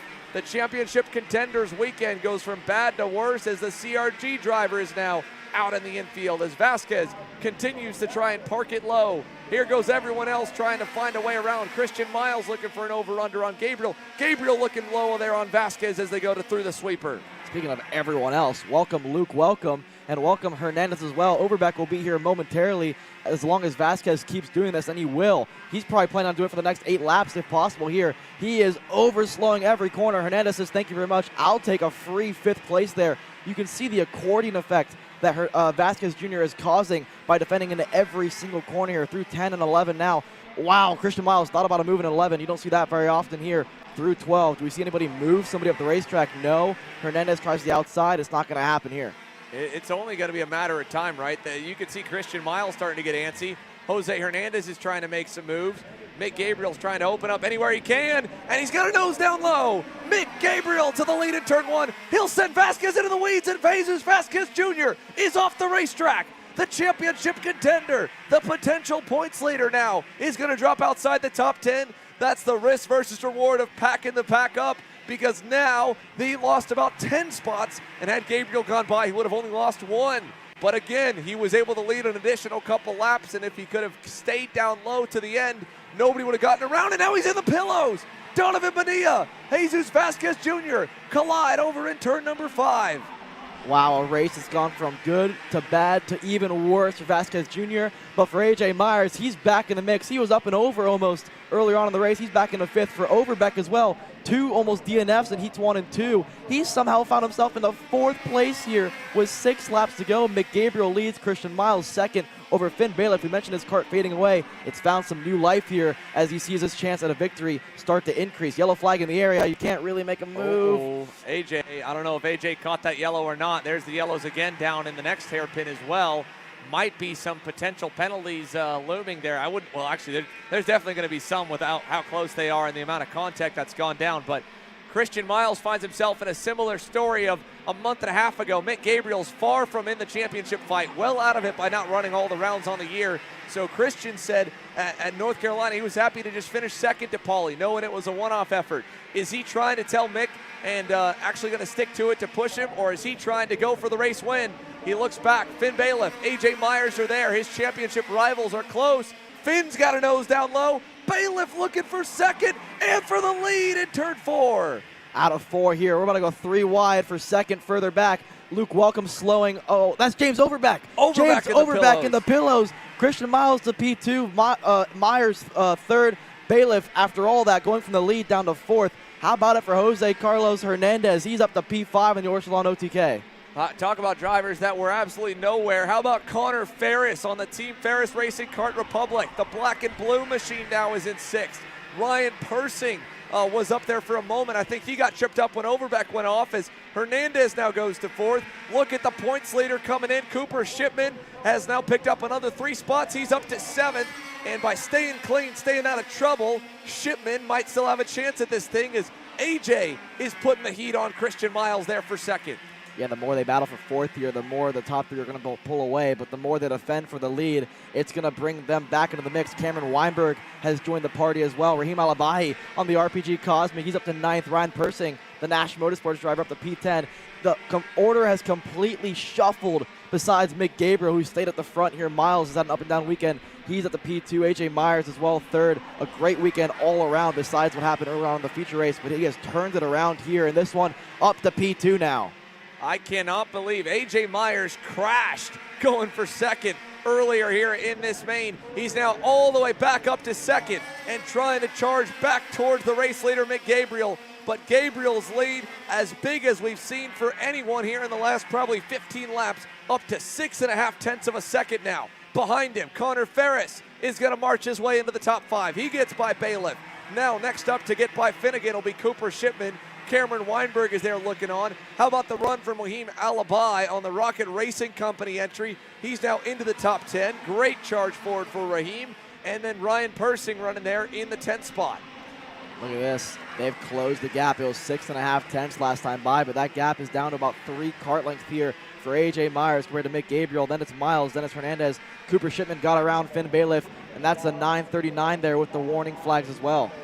Yeah, so more issues further back for one driver to get the eye of the officials. Let's see who that might have been handed to as we try to keep an eye on the leaders. AJ is going to get there at this rate. He's now down to a car length back. Miles still looking on, and Jose Hernandez. It would be a first career U.S. Pro Kart Series podium. He wants more than that. He wants his first career win to come today as well as he runs right on the bumper of Christian Miles there in 4th. Through turn 11 and out to 12. 2 more laps to go next time they cross the line. And for AJ Myers, a slight mistake there into 12. It's not going to matter all too much because, like you mentioned, it's not really if, it's when he gets there. It was 4.5 tenths last time around. That gap is down to 2 kart lengths this time around. Christian Miles giving the signal to Hernandez, push me, let's work together. We need to get to the front. The gap is 2.5 tenths. Another 10.5, nearly 2 down from AJ Myers to Mick Gabriel. Big wide arc there for AJ through turn number 4. They're all getting a bit tight in the back hairpins, but AJ's looking really good on the regular track, and it's forcing Gabriel to go low to block, and that'll get the dirt on his tires as well. AJ is now right on the bumper, and we've got a lap and a half to go. A 2-way fight for the lead that could become 4 in an instant.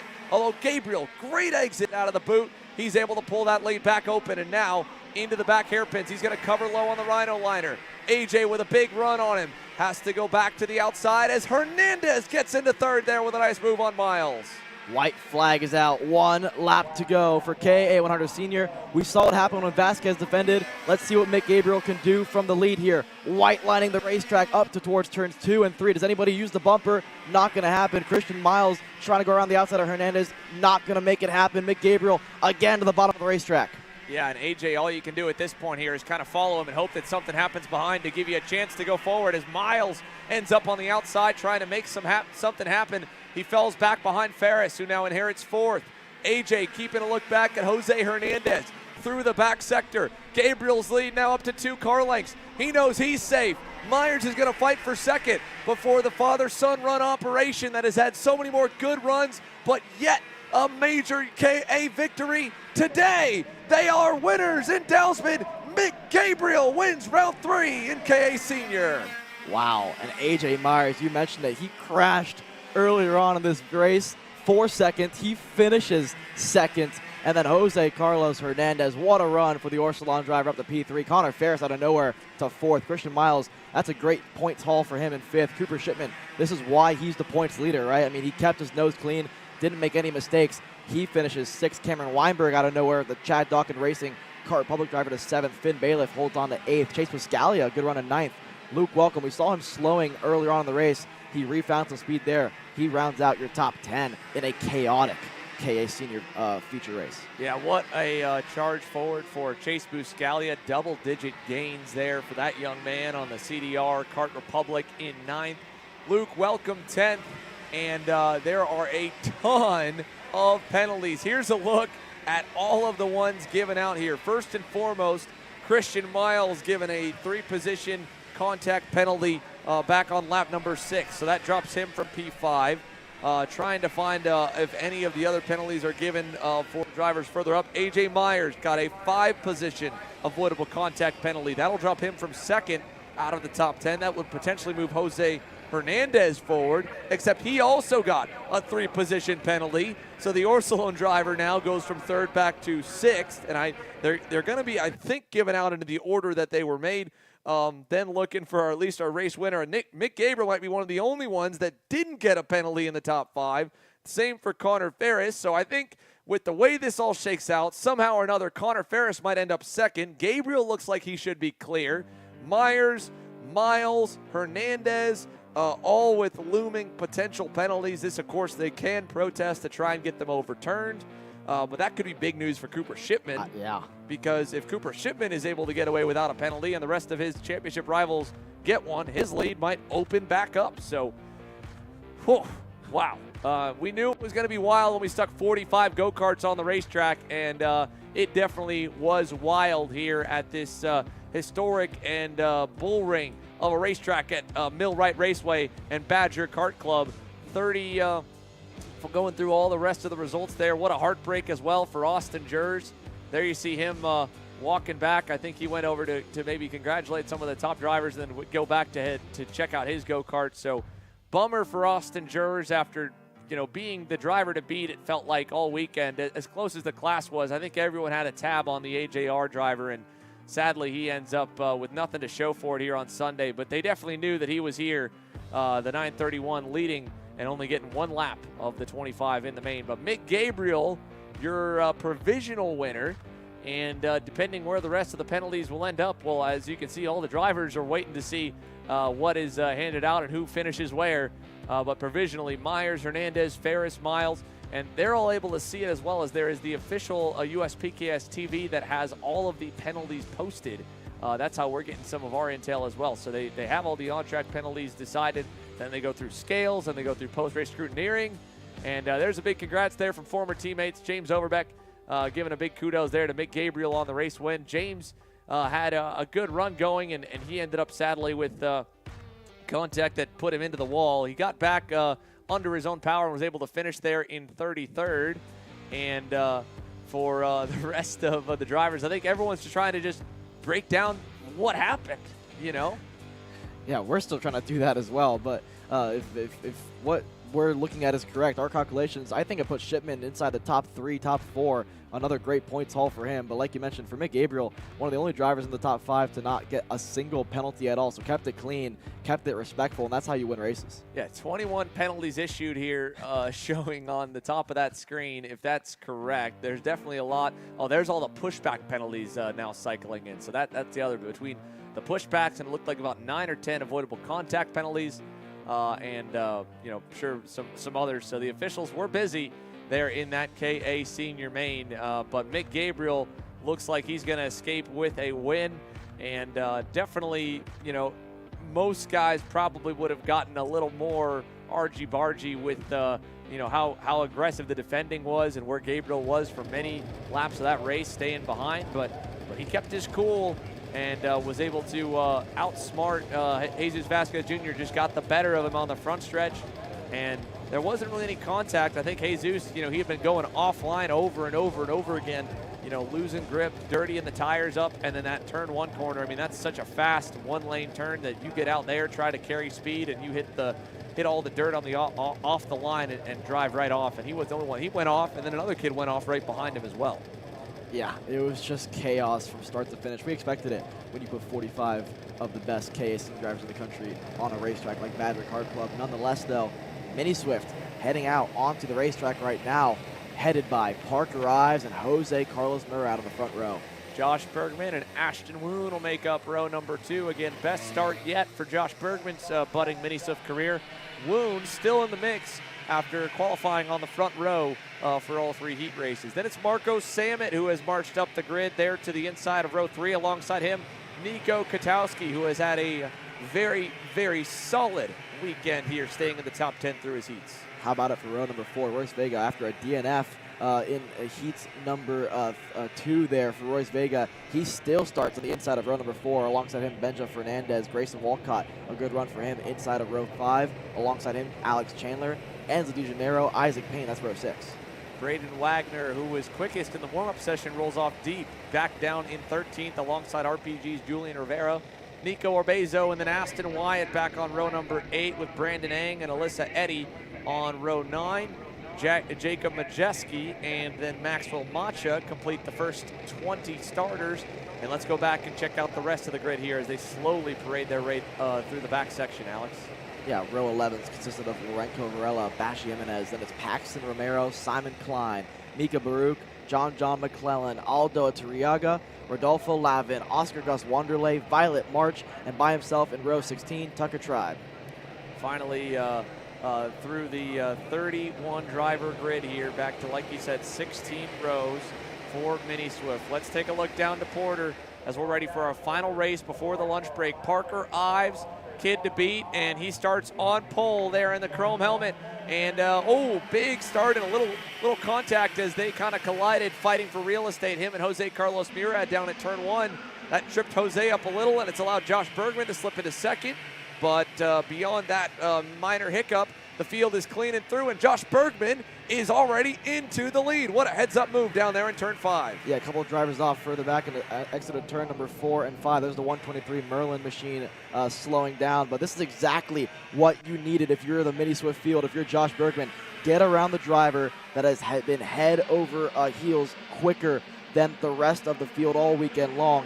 You want to be the one to lead the pack. And behind him, it's Ashton Woon in 3rd. Then it's Jose Carlos Murad. And then it's a bunch of other go-karts going at it further back. I believe a great start there for Grayson Walcott as well.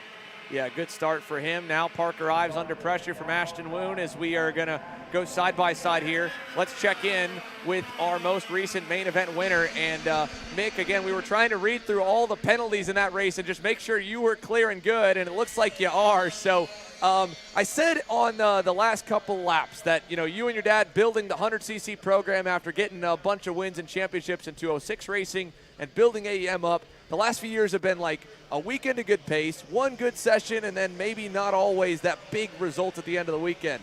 To have something like this, how does this feel for you? Feels amazing. I've been trying to win now KA for the past year and a half. I felt like we were really close at Stars. We had really good pace, just didn't make it out in the rain. I've had a couple of USPKS podiums before in SCUSA, but this feels amazing. It was a wild race. Vasquez really backed us up for a while when we had a gap, and it made me pretty nervous. I tried not to push my bumper in, but I just stayed calm and raced as smart as I could and got the run where I needed it and just played it cool and got the win. So I'm pretty happy. Yeah, how do you stay cool in those kinds of situations when everyone around you is starting to see red? And I mean, even some of the best of them were getting into it. Yeah, I mean, I would attribute it to my 206 experience where it's a lot of chess match, like racing guys like Warren and Overbeck all the time in 206, where it's, you got to be very, very smart to end up with a win in a Grand National CKNA race. And I just kind of played it like I was racing 4-cycle and played the chess match when I needed to and was aggressive when I needed to and was patient when I needed to be, and it worked out. So it's really hard for it in K racing to work out like that, but it did today, so I'm very happy.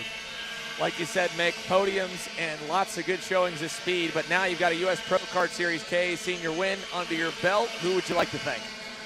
I'd like to thank AEM Karting, obviously, for everything that we've done the past couple of years. My dad, amazing on the wrenches. Mark Sartarian, A to Z engines.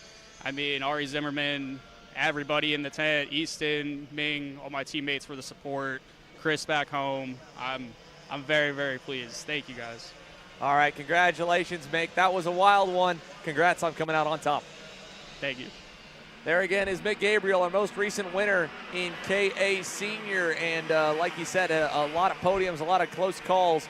Now he's got a #1 piece of hardware, a big trophy awaiting him towards the afternoon of today when we get to podium presentations. Back to it here.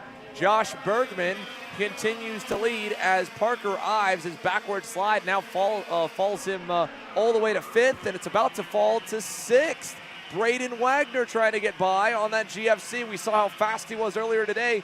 He's already up a number of spots. This has been a great charge forward. 7 spots gained for Braden Wagner, and he is challenging the kid that dominated all 3 heat races. A new challenge here for Parker Ives this weekend. He's used to seeing clean air in front of him, maybe some lapped cars of anything, but now it is straight up competition as Parker Ives goes way wide out of 10. Poor exit there. Look for a move to the inside of Braden Wagner. He will go through. Wagner to P5. Look at this, a hip check almost for Jose Carlos Murad, who can't get through. But Parker Ives, rather than facing forward and trying to get up after the carts ahead of him, he's having to continue to look backwards because Carlos Murad's in the mix. De Janeiro's behind him as well, who are hungry to go after the RPM driver. Yeah, they are all over him right now here. Parker just needs to get a couple laps to kind of get his bearings again and then hopefully display some of that speed as now Murad is going to half send it there on Ives. That'll hurt him a little, force him to defend from Enzo De Janeiro, who's setting him for an over-under. Grayson Walcott looking on there on the Paralyn. But up front, the pack is tightening. Josh Bergman trying to take advantage of that great starting spot. It was a new high for Bergman to start in 3rd. Now he's leading laps in a mini Swift main event. I believe his first laps led since moving up to the class on the national scene.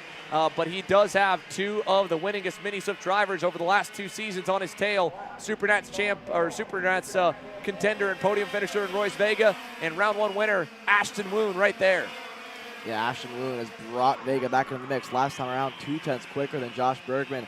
The 3 carts have broken away. They've left the likes of Marco Samet, the BGR MDR driver, in his lonesome in 4th place there. Behind him, Braden Wagner has brought Parker Ives back in the mix.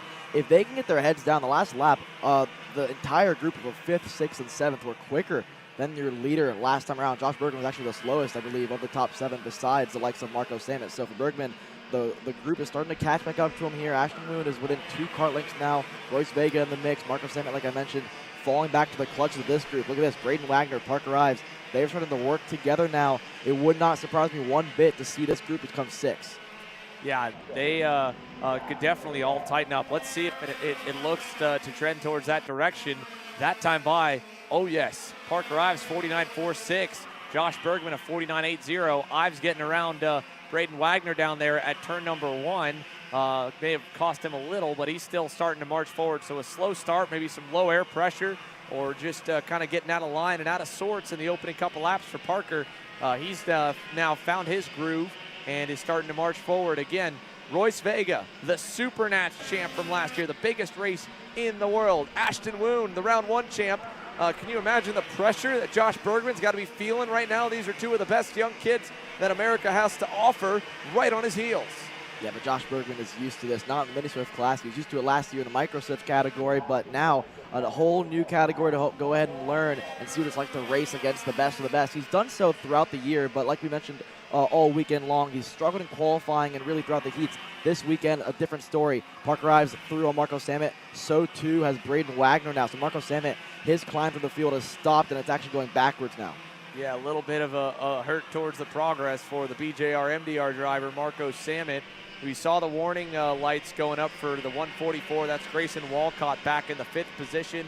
Don't know what he may have done to trigger the investigation flag a lap or 2 prior. He's currently running in about a 5 or 6 car group there from 9th on back with Enzo De Janeiro himself, Benja Fernandez, Nico Katowski, or Bezo, and then Maxwell Macha all in that group. Lorenko Varela really in it as well, as we've got to fight for the lead. Here comes Ashton Woon, and the Super Tuned Parolin is through to the point here. Here's Vega trying to go for second as well. Royce gets through, and Bergman falls to third. Ashton Woon swept the weekend in Cincinnati 2 weeks ago. He's trying to roll that into his third U.S. national win in a row here today in Badger.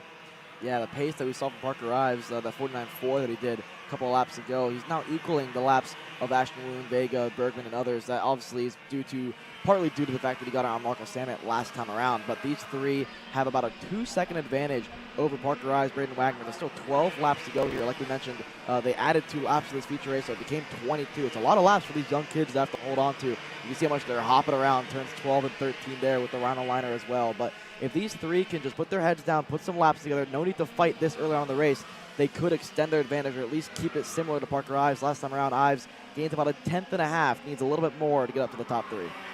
Yeah, just a little. Maybe 2 passes. Here's the first of the 2, potentially. Vega through on Ashton Woon.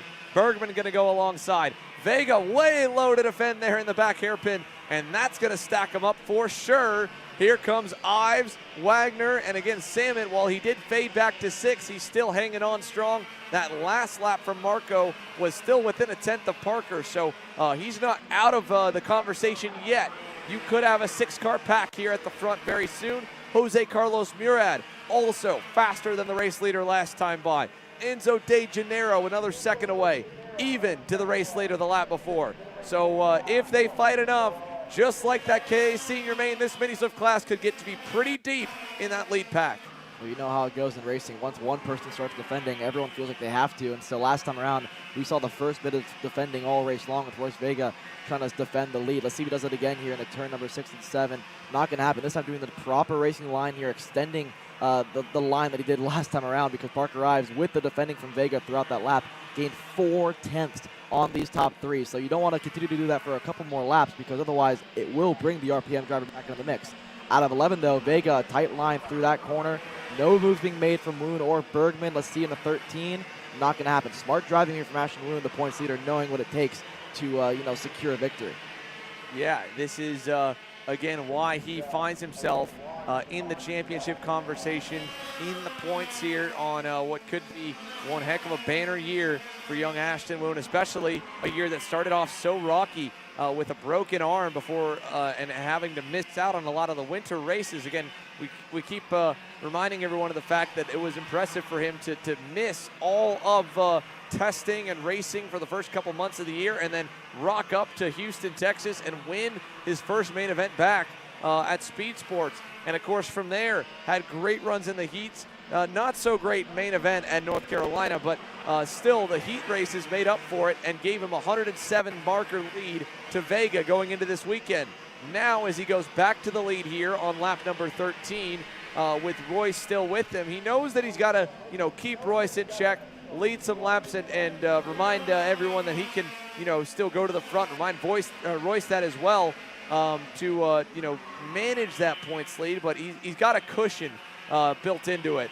And Royce, on the other hand, knows he's got to get Ashton behind him to get himself into that championship conversation. So Vega that time by, bringing Josh Bergman by. There's a look down at Josh's mom here watching along. Royce Vega's dad, I think, is not too far along. That's Nico Orbezo's father as well, watching on the fence line, nerve-wrackingly, I'm sure, as Josh Bergman is fighting two of the most experienced mini-swift drivers. He's blending in nicely here right now in the middle of the two. And as well, Braden Wagner, we featured Jake Drew and Tony Siragusa from the GFC camp. Sonny Cervelli's here as well, watching their young talent continue to develop. And sadly, it looks like he's going to lose that fourth spot. Parker Ives is through, but the two of them are marching up to the lead right now. Last time by, they both picked up 3/10. Yeah, 1.3 is the gap now to your leader as Bergman goes to the inside of turn number 4. He's through. Vega wants it right back. Royce Vega says, you know what, if we're going to play this game, let's start it early. There's still 7 laps to go, but Royce Vega wants that lead. He takes it back. The more you do this, though, I'm sure we're going to see that silver helmet in the background. Yes, it is. Parker Ives is going to join the party momentarily the more they continue to fight. Through 11, down to turn 12. No more moves being made. A little bit of a bumper goes wound to the side of Josh Bergman. Now to the inside of Josh Bergman. He's through to P2. You can never bet against our kid in fourth. Parker Ives is marching his way towards the top three. Mark it down now to less than a second. 7/10 back for the Ryan Perry Motorsport Nitro Kart driver. Here's another fight up front. Woon on Vega in turn 4. He takes the lead. Vega into second. He hangs on over Bergman. Here comes Ives looking to the back hairpin. Not going to go there. And then Braden Wagner on the white helmet there. The black and white GFC karts moving his way into frame as Ives gets alongside Bergman. He won't be able to go anywhere. He's going to run out of real estate and tuck in. But beyond the top 5, check out Marco Samet back there in 6. Alex Chandler actually has gone by him. Alex Chandler on that Iron Rock Motorsports Tony kart is up 3 spots, but really it feels like more as Ives takes over third because Chandler was nowhere to be found at the end of the opening lap. And Alex is now in this main pack. Here he goes looking on potentially Braden Wagner for that 5th spot in the end of this group as well. And then beyond Alex Chandler, his teammate, Jose Carlos Murad from the front row, back around Samet, retakes 7th. So 8 drivers loosely together up front. Parker Ives now in 3rd, and Alex Chandler there on that bright yellow helmet, joining the conversation here for the race win and the podium, with Ashton Woon still leading, but now 7 other drivers behind him trying to take that spot away. Yeah, this 2-group lead pack is shortly going to become one with Woon, Vega, and then it's Ives down to Bergman. We saw him get around Bergman last time around. Ives has closed that gap even more. Last time around was about 7/10 back from the lead. Look at the run he got on a turn 13. Incredible drive out of that corner. Leaves Bergman in the dust here. He's only 4.5 back from your lead group. Marco Samet, the last driver trailing this 8-car pack, 2.2 back. But nonetheless, it is still Woon here with 4 laps to go. Vega says, you know what? My turn to take the lead. He's going to go through to P4. Does Woon try to take it back? No, but Vega is going to start the defense early. Yeah, Royce Vega defending low here as they go through the boot. Here he is from that wide shot there on the backside, and they'll get ready to dance again. Parker Ives all over Ashton Woon, down into the hairpin. Does he go? He does not. There's so much grip here, so much speed. All the young kids here in Minisilver just trying to hang on for dear life, it looks like, in these back corners. But now, as they rocket towards the front straightaway, big run on for Braden Wagner on Bergman. Big run for Woon on Vega. Ashton Woon back to the lead. And here comes Parker. Vega got caught off guard. Parker Ives now moves up to second.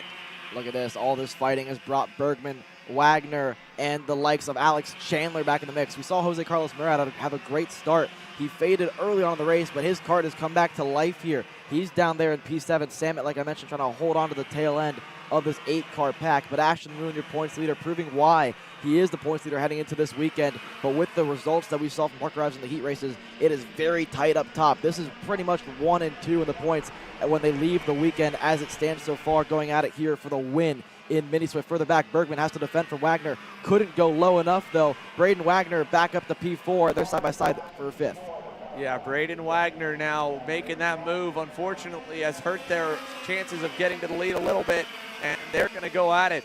Josh Bergman trying to find a way back by as Woon defends low, and a little wiggle in the brake zone caught Parker off guard. He tucks back in, and the 3 drivers at the front, Parker Ives along with Vega and the race leader Ashton Woon, now have about a good second to second and a half back to 4th. Without some major defending and passing, they will be able to at least finish no worse than 3rd here as we're headed at 2 laps to go. 2 laps to go momentarily here. Woon goes to the bottom of the racetrack. The more you defend, you really don't want to do it this early because it will bring that second group back. But Woon decides, I want to defend. I want to be the one that controls the pace in this race. Nonetheless, Parker Ives all over the bumper. 2 sticks in the air, 2 laps to go. Woon to the bottom of the racetrack. Do we see a crossover from Ives? He's going to try to do it, but can't. Yeah, he could not. Now, Vega still looking on. Not able to find a way past the 148 into the hairpin here. He could have sent it on Parker, but he's going to give him a chance, I think, to get back to Woon. Maybe for at least another couple corners before he decides to go. A little bobble there for Parker in turn number 6, it looked like. So that cost them some time. But now they've got a high-speed section to roll back up to the race leader as Braden Wagner last time by put his head down, started to make up some ground again on the leaders. Woon's going to block low. Ives for an over-under. He can't get there. Ashton goes low again to the last hairpin. Another big wide arc from Parker with nowhere to go with it. To the front straightaway. White flag from Porter. Here we go down to turn 1. Wound low, Ives low. Vega with an over-under for second. He'll get by on Parker. Yeah, Ives got into the dirty stuff there in the exit of turn number 1. He has to give the move to Royce Vega. We've seen Vega make a lot of moves in this section of the racetrack. Does he try to do it? Wound sideways into braking there. Look at the run that Ives has in third. Look at the run that Bergman has leading that second train of go-karts. Josh Bergman able to get around Braden Wagner. Alex Chandler now into 5th. Wagner back to 6th. And up front, Ashton Wound has parked the bus nicely. Can he do it for about another quarter of a lap to try and take the win in Mini? Here's Vega with a run, looking low. Wound, low still, a little love tap from Royce. Over to the last corner. Ashton Wound is low. Look at the Super Tune drivers and team owner Ben Cruttenden watching on, hoping that he can survive. At the line, Ashton Wound gets the win in Mini Swift. Behind him, Vega ahead of Ives. We saw Bergman have contact with Braden Wagner further back, but he holds on for that 4th spot. And then as Jose Carlos Murad in 6th, Alex Chandler falls back to 7th at the end of that one. Marco Samet, the last one on that train. And all this fighting brought Benja Fernandez back into the mix. He actually was the last car almost in that train with Nico Katowski rounding out your top 10. Eventful races, I mean, for all the classes so far this morning. Yeah, lots to talk about here, folks, but Ashton Wound, he did not get to be on the top of the leaderboard almost all weekend, it felt like. Parker Ives was the star of the heat races and got the pole in qualifying, got to lead us to green here. Had a rough start, drove back into it, but just couldn't get by. And then, of course, Royce Vega finally gets a weekend of a lot more consistent runs from Friday to Sunday. He ends up 1 spot shy of the podium, but to Royce's credit, he could have tried to put the bumper to Ashton Wound and move him out of the groove there. He did not. Gave him respect, tried to outsmart him, and he just couldn't find a clean opportunity. So the Super Tune Parolin reigns supreme here in the Mini Swift main event. And with that, folks, we are now under officially the lunch break here for the on-track activities. We will, of course, make sure to chat with Ashton Wound before we get any bit deeper here into the afternoon showing. A great run for him. Still a great points haul for both Royce Vega and Parker Ives, but all 3 in the championship that entered 1, 2, 3 into the weekend, they finish 1, 2, 3 in that original championship order. Wound over Vega and Ives. And behind them, we will probably have a lot of shakeups from 4th on back. Nico Orbezo had a bit of a rougher go of things here in Dousman. He entered the weekend in 4th. Marco Samet entered in 5th. Josh Bergman entered this weekend way down the boards in 18th. And a top 5 result, I'm sure he would have liked a little more. He led some laps. He was looking for that first win. But a podium run and top 5s in a lot of his heat races. Josh Bergman off a great quali effort should leapfrog himself well into the top 10, I would think, in the point standings. So this is still a good leap forward. And this is what is so tough to hang on to as a driver that's developing, Alex, to tell yourself, that you've got to find the new highs at every weekend. And very rare does that new high end up being the last lap of the last session. Sometimes it's a pole in qualifying or best quali effort. Sometimes it's a good run and a heat race win. Sometimes it's leading laps early in the main, even if you end up crossing the line down in 4th or 5th, which, again, that was the case here for Josh. But it still was, I think, probably the closest thing to a complete weekend he's put together so far in his budding Mini Swift career. Yeah, I think we've just witnessed the crossover point for Josh Bergman in the Mini Swift category in terms of, he was still getting used to it, acclimated to it the first half of the year. Had some solid runs through the heats, had some decent feature race finishes, but nonetheless, he sat 18th in the point standings coming into this weekend. But now, with very consistent results, Josh Bergman proved to himself probably the most important thing, that he is capable of being a top 5, top 3 contender, and even a winning driver in Mini Swift category, led for a good amount of that first portion of the Mini Swift race. Unfortunately, fell back to 4th towards the end. He seemed frustrated after this race, but I think, like you mentioned, need to find new ways to look at it and say, this was a great weekend, his best weekend so far in the Mini category. And what a weekend as well here, or what a month, really, for Ashton Wound. Sweeps the weekend in Cincinnati and ends up with his 3rd consecutive Mini Swift national win. I think the only driver that maybe has any kind of a record similar to that would be Enzo Vidmontien in the KA junior class. He has been phenomenal in the 100cc junior division, and he'll have his work cut out for him with how strong the rest of the X30 juniors have been when we return after this lunch break. We're going to take a moment here to hear from our partners. When we return, we'll hear from Ashton Woon, and then we will go off the airwaves for a moment to allow the hardworking KC team to join the U.S. Pro Kart Series officials over for lunch. Actually, no. There he is right there. We'll go ahead and cancel that break because Ashton's ready. Ashton, we can see the smile on your face, buddy. What a race. What a battle. All the way between yourself and Royce and Parker and Josh. Talk about it. Originally, I was just going for the first place. It took a little bit to get to first, Josh Bergman. I went as fast as I could. I eventually got to him. I passed, and then we just battled all the way to the end.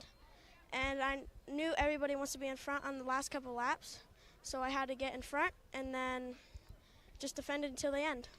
And talk about this wave of momentum you are now riding. 2 weeks ago, you end up with a double win at the Pro Tour. Now you get that main event win here in Cincy or in Dousman at a track many kids, probably like yourself, hadn't been to before. You've got to be on a new high, riding on cloud 9, right, going to the rest of the season? Yeah, definitely. Very confident. Now let's talk about everyone that makes it happen for you here, Ashton. Who would you like to thank for all the work this week? I'd like to thank my mom, my dad, my team, all of my sponsors for just supporting me through this whole thing. Awesome stuff, Ashton. Congratulations. A main event win, and from what I can calculate, at least keeping that points lead, if not adding a little bit more to it. Nice work, buddy. Thank you. All right, that's Ashton Woon, your main event winner in Mini Swift, folks. We'll take this moment here to step away. When we return back just past top of the hour, the main event for X30 Junior at 12:19 p.m. Central, 1:19 p.m. Eastern is in about 40 minutes. And it'll be the first of our final 3 sessions here on track from Dousman, X30 Junior, KA Master, and X30 Pro Senior.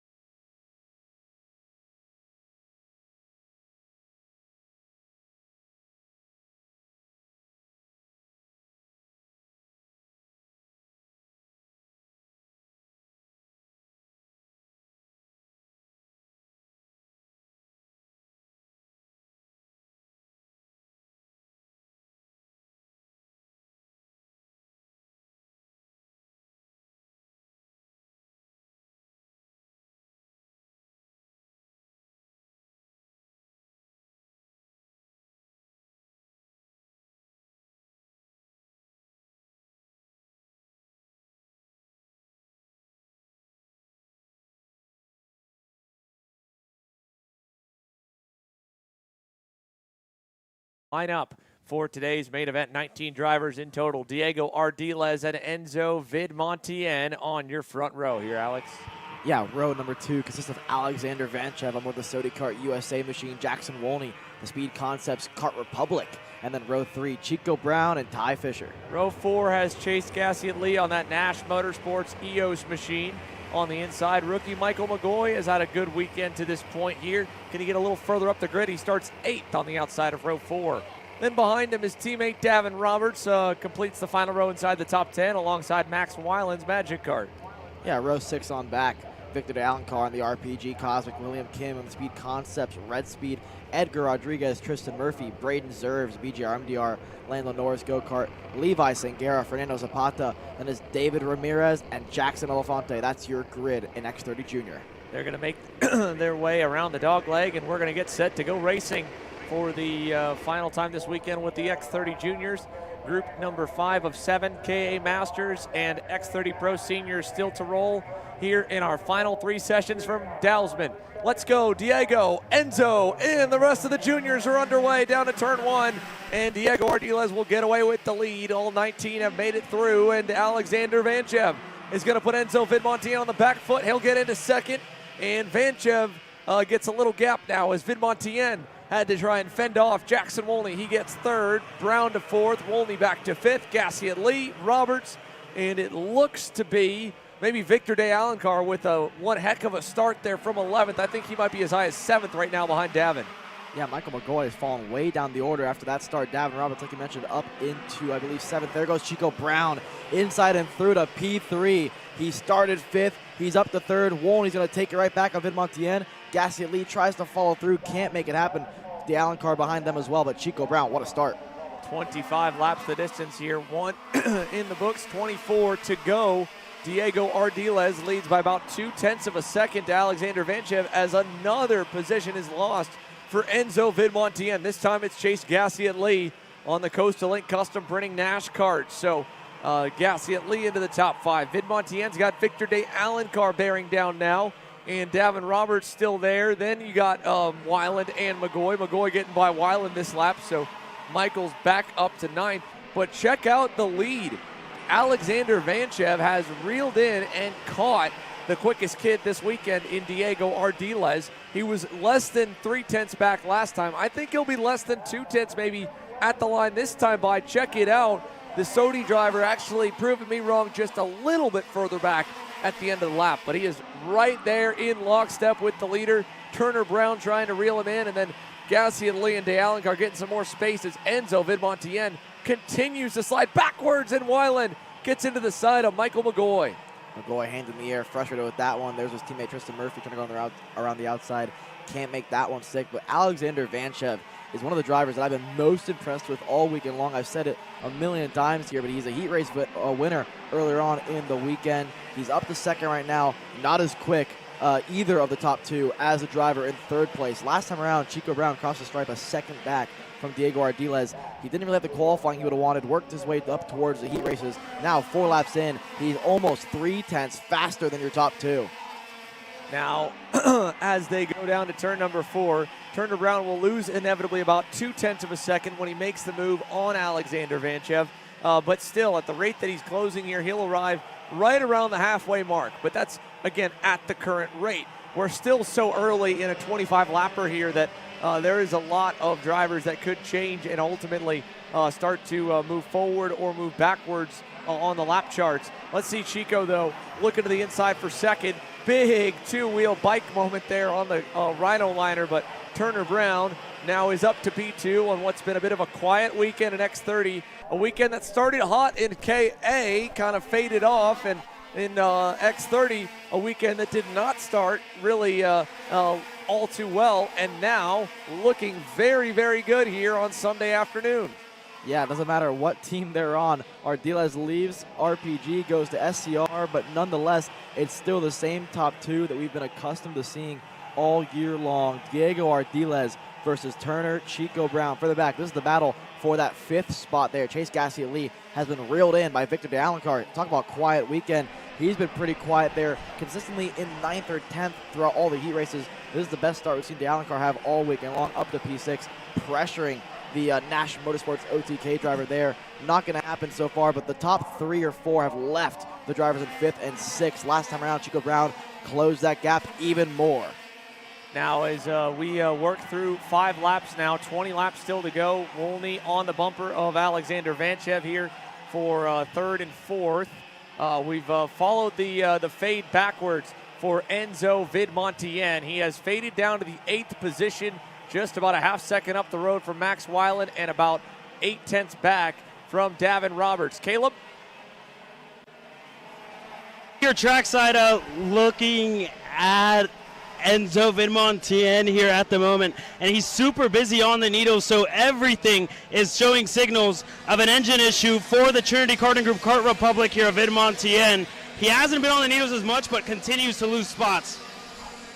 There you go, having it from Caleb. Thank you very much to Caleb down on pit lane for the intel. And again, great point there to catch up on. Enzo Vidmontien had mentioned that they were kind of experimenting a bit with carburation on the X30 side through his 3 heat races. Whatever has gone wrong, it seems to be potentially in the horsepower department. We saw that Kart Republic on the same tire compound and a similar engine with the KA 100cc package be a rocket ship in that earlier main event. So I can't imagine the track would have gone that far away, but potentially a mechanical failure for him. On the other end, definitely all cylinders firing right now for Turner Brown. Look at the gap he just swallowed up to Diego Ardiles. Yeah, it's less than 0.2 of a second right now. Less than a kart length now through turn 3. Ardiles has a much tighter line this time around through 4. Do we see a move from Chico Brown? No, but again, Chico getting under the rubber, turning in earlier than Ardiles, really maximizing the grip on that RPG Cosmic. We talked about Vidmontien's fall backward. I will say the last 2 laps, he's been about a 10th or 2 quicker than Ardiles. No one's as fast, though, as the 768 machine of Turner Chico Brown. Behind them, there is just clean air. 2 seconds back to the next nearest driver, Turner Brown to P1. Big move there down the inside. He likes that section, but Diego Ardiles is going to answer right back. The former teammates here, if you're watching and worried that you maybe are having some weird dream, well, you are not. Yes, to start 2024, Turner Brown was under Speed Concepts Racing as he goes back to the lead, and Diego Ardiles was under Rollison Performance Group. Since then Brown went to RPG a few months ago, and this is the debut weekend of Diego moving over to Turner's old home at Speed Concepts. And this is, I'm sure, a battle that has a little bit more than normal ego and pride behind it, Alex. 100%. You can see it there. I mean, each driver not giving anybody an inch. And I think more or less what we saw from Ardiles there was trying to get around Chico Brown, because he feels as though he saw how rapidly Chico Brown caught up to the rear bumper of Ardiles. He feels as though at this stage in the race, if he didn't get back around him, he's going to start to pull away, like we're witnessing right here. Turner Brown putting 3 or 4 kart lengths on that second place driver, but all that battling last time around. Look at Jackson Wolney, look at Alexander Vanchev. They're in the same frame as your top 4. They're back to a 4-car battle for the lead. Yeah, and it's hard to say if their pace is going to be enough to stay in the frame, but last time by, a 45.9 for Jackson, a 46 flat for Alexander Vanchev. We'll get a good read on where Brown and Ardiles' times land right now, but I think in Diego's case, that might have been all that he had initially here, because Turner Brown, I mean, he tracked him down so effortlessly, it looked like, from over a second away to get through to the lead, that all Diego can really do when you get a gap eaten alive that quickly is just instantly try and pass back and keep that guy behind you, because if he gets in front for too many corners, you won't see him again.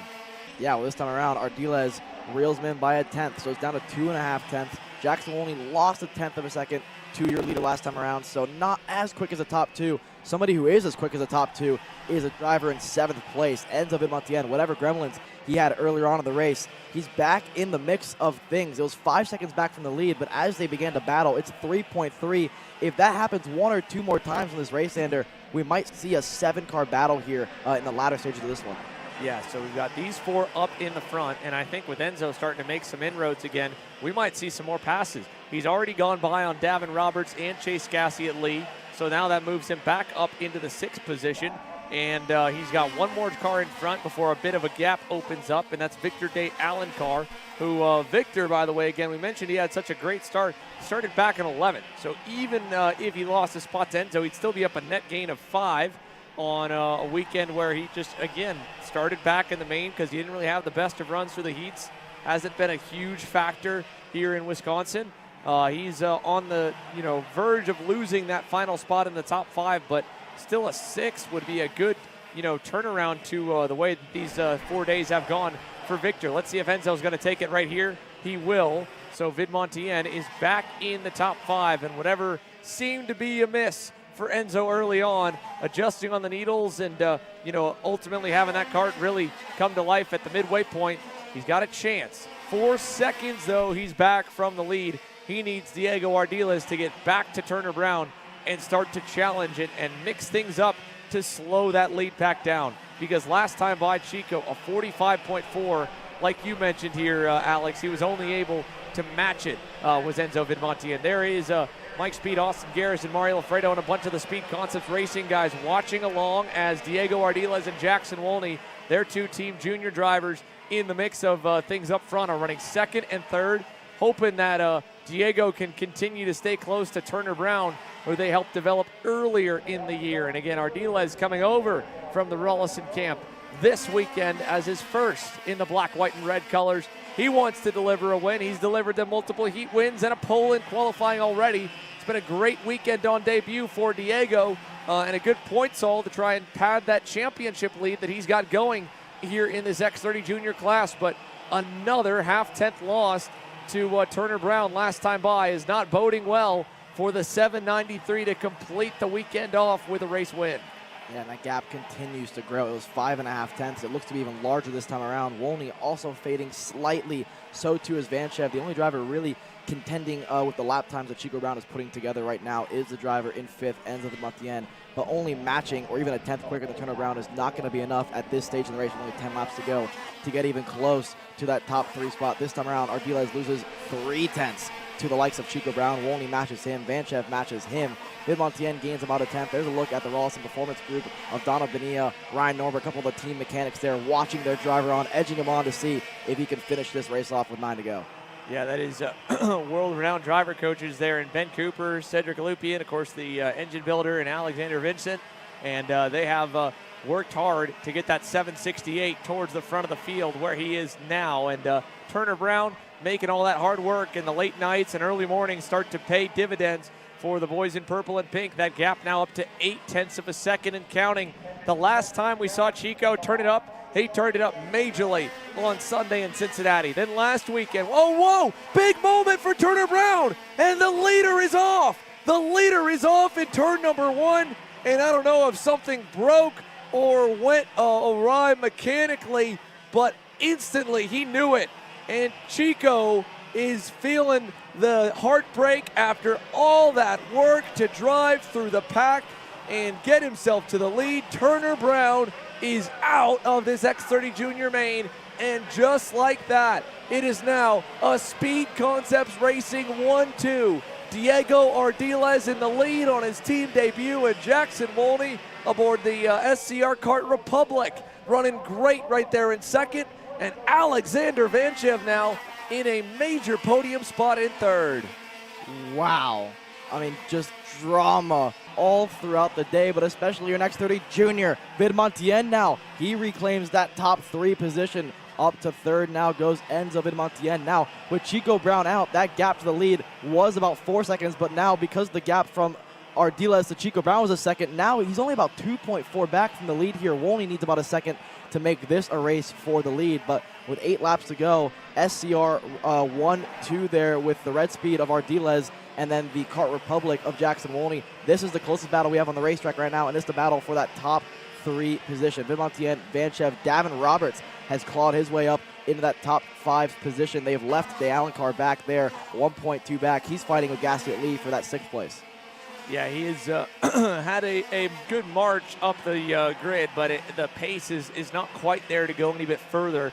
If anything right now, he's going to have to deal with Chase Cassian Lee as Davin Roberts and Alex Vanchev go at it again, and Vanchev gets back on by. So Alex Vanchev fighting to hang on for a moment there. He was 3rd. Now he fades back a good ways from Enzo Vidmontien. And the other point to note here, Enzo Vidmontien was able to match Turner Brown for a number of laps. When he was doing that was when Turner was pulling away from Jackson Wolney and Diego Ardiles.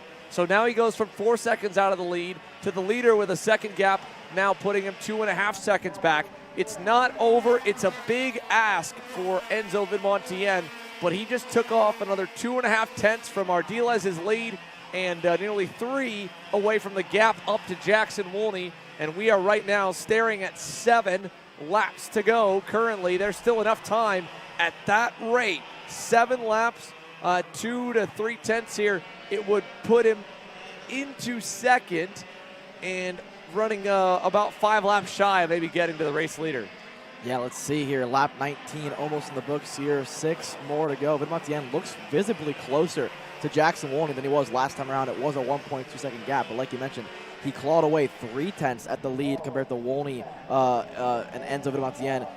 2 tenths faster than Ardiles last time around. Another 10th quicker than Ardiles. At this pace, not quick enough to get to the leader, but like you mentioned, good enough maybe for seconds. 5 laps to go. Vidmontien needs to put some qualifying laps together. Yeah, and that's what's just going to, keep his championship hopes alive right now. Diego Ardiles having the dominant weekend he has had so far through those heat races. Qualifying on the pole has opened up his points lead by quite a bit. But again, while Turner Brown was ready to eat a chunk out of it, a mechanical failure, potentially an engine seize, the engine fully blowing up for Turner Brown and locking up out of turn number 1. He was going to move from 5th, potentially as high as 2nd or 3rd in the points there with this run. Now he ends up down all the way to the end of the leaderboards there in 18th, just ahead of Tristan Murphy. Enzo Vidmontien, yes, a second place isn't going to put him, into the championship lead, and he's still going to lose some points to Ardiles over the course of the weekend. But we've still got 2 more rounds of racing to go. Anything could happen, and of course he's headed to his race team's home track at the Motorsports Country Club of Cincinnati, and he was so good there a month ago or a couple weeks ago. He'd love to try and deliver them a win, an X30 at that race, and maybe start to eat back into the margin of Diego Ardiles. So while they exit the back hairpin here and head towards the line, this time by 21 laps complete, 4 laps to go for Diego Ardiles. The lead is 1.8 seconds as his teammate Jackson Wolney is trying to hang on to a Speed Concepts Racing 1-2 down through turn 4. Up to turns 5 now. Here goes Vidmontien. Inevitably, the first chance he gets, he's going to take it. Enzo Vidmontien, P2 Wolney will not fight back. At this stage in the race, it's not going to be enough for Vidmontien to get to the lead here as we see Chico Brown's go-kart up on the kart stand there out of this race. We saw him visibly upset at this one, and that's going to open the championship wide open for the drivers in 3rd, 4th, and 5th. Vidmontien already pulling a gap on Jackson Wolney. It was, like I mentioned, 1.8 to the lead last time by. He'll need about 4 tenths a lap at this rate to get up to the leader, which I don't think he's going to be able to do here as they cross the stripe to see 3 laps to go. And the gap is 2.1, 1.9 now, 1st and 2nd. Yeah, it is opening up now here. Diego Ardiles finding the afterburner, starting to put some more distance back to Vidmontien and Jackson Wolney here for 2nd and 3rd, just to make sure that there's no thought that crosses the mind of Vidmontien that he would have a remote chance at catching the 793. Behind these two here, battle forming for 4th. Alexander Vanchev and Davin Roberts have been duking it out for quite some time now. They were less than half a tenth apart at the line. These are the final 2 spots on the podium. They both have a pretty healthy gap to the rest of the field right now, so they both should safely stand on the box with some hardware here in the top 5. That's the podium for the U.S. Pro Kart Series weekend. And then behind them, big gaggle of go-karts all going at it for 6 on back. Rookie Michael McGoy, Chase Gassey at Lee, Victor Day Allencar, Ty Fisher has gotten close. He's still a little ways back, but 3 cars together here at the end of the top 10. Ty had a terrible start on that Race Lab Karting TV. He's just trying to make up for lost time, and right now he's back up to a net loss of 3 positions from where he began this main event. But we're headed to the white flag now for the race leader, Diego Ardiles, and it has been such an impressive debut performance. He has seemingly assimilated to that Speed Concepts Racing team like a fish to water, finding lots of speed right off the bat with his new home. And it's not too hard as well because he is such a talented young driver. He has been so fast all year, Diego Ardiles, and last year as well, one of the major contenders in the junior categories. and you can change the go-kart, you can change the engine builder, you can change the color of the sticker kit, the suit, and the helmet. But the driver, the kid that sits between the steering wheel and the seat, is the one that makes the biggest difference. And right now, Diego Ardiles is showing that whether he's in purple and pink, or in this case, black, white, and red, he is one of the best out of the last turn. It is a near perfect performance here in Wisconsin. Diego Ardiles wins in X30 Junior. Vidmontien with a good recovery drive to second. Wolney finishes third. And something happened there on the last lap between Alexander Vanchev and Davin Roberts, because Michael McGoy has now inherited fourth, Roberts fifth, and the Ryan Perry Motorsport Tony Kart complete the top five. Victor De Alencar sixth. And what a contrast, right? In stories here, Chico Brown had such a good run, was so fast before that engine let go out of turn number one, had gotten to the lead, was building the gap, and was on track for a second consecutive X30 Junior victory here over 2 weeks, and in the middle, a podium at the FIA Academy. But that young man, you saw the emotion hit him instantly as soon as he knew it was over.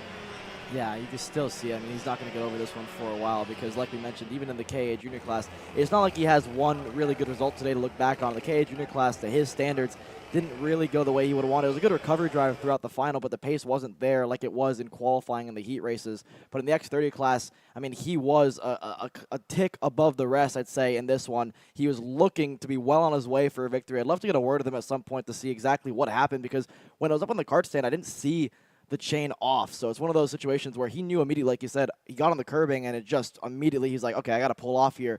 And then that's when it really hit him that it was over. Good talks there, Ardiles and Vidmontien talking about what happened in the race. But for Ardiles, a great victory there. You can see Chico Brown looking on to his former teammate becoming the race winner. What do you see there, Xander? You see anything? Well, I mean, the motor obviously doesn't have a big hole in it like it did for Josh Oates or for Nick Terlecki earlier this morning. But the question would be if the axle's locked up at all. That would tell you of something internal, or even there's something as simple as the clutch locking up. But looks like the axle's able to roll, so something for a loss of power. It could be an internal failure of some kind.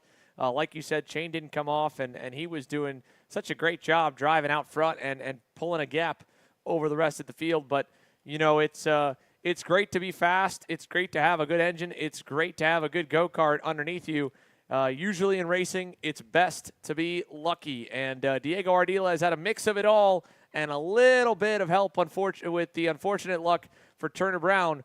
But no doubt about it, he had a great weekend here, and his debut with Speed Concepts Racing sees him victorious provisionally here in X30 Junior over Enzo Vidmontien, who really had a heroic drive back up the grid after fading all the way back down to 8th. I mean, he was way out of it. And Enzo was able to claw his way back to second and managed to snag a ton of points. And that should leapfrog him pretty well up the top 5 in the championship standings there. He entered the weekend 8th, 344 back from the championship points leader. Ardiles had 143 coming in. That lead's only going to get bigger with his performance, but still, second was Wolney entering. De Alencar was third coming in. Vanchev fourth coming in. Brown fifth. Fisher sixth.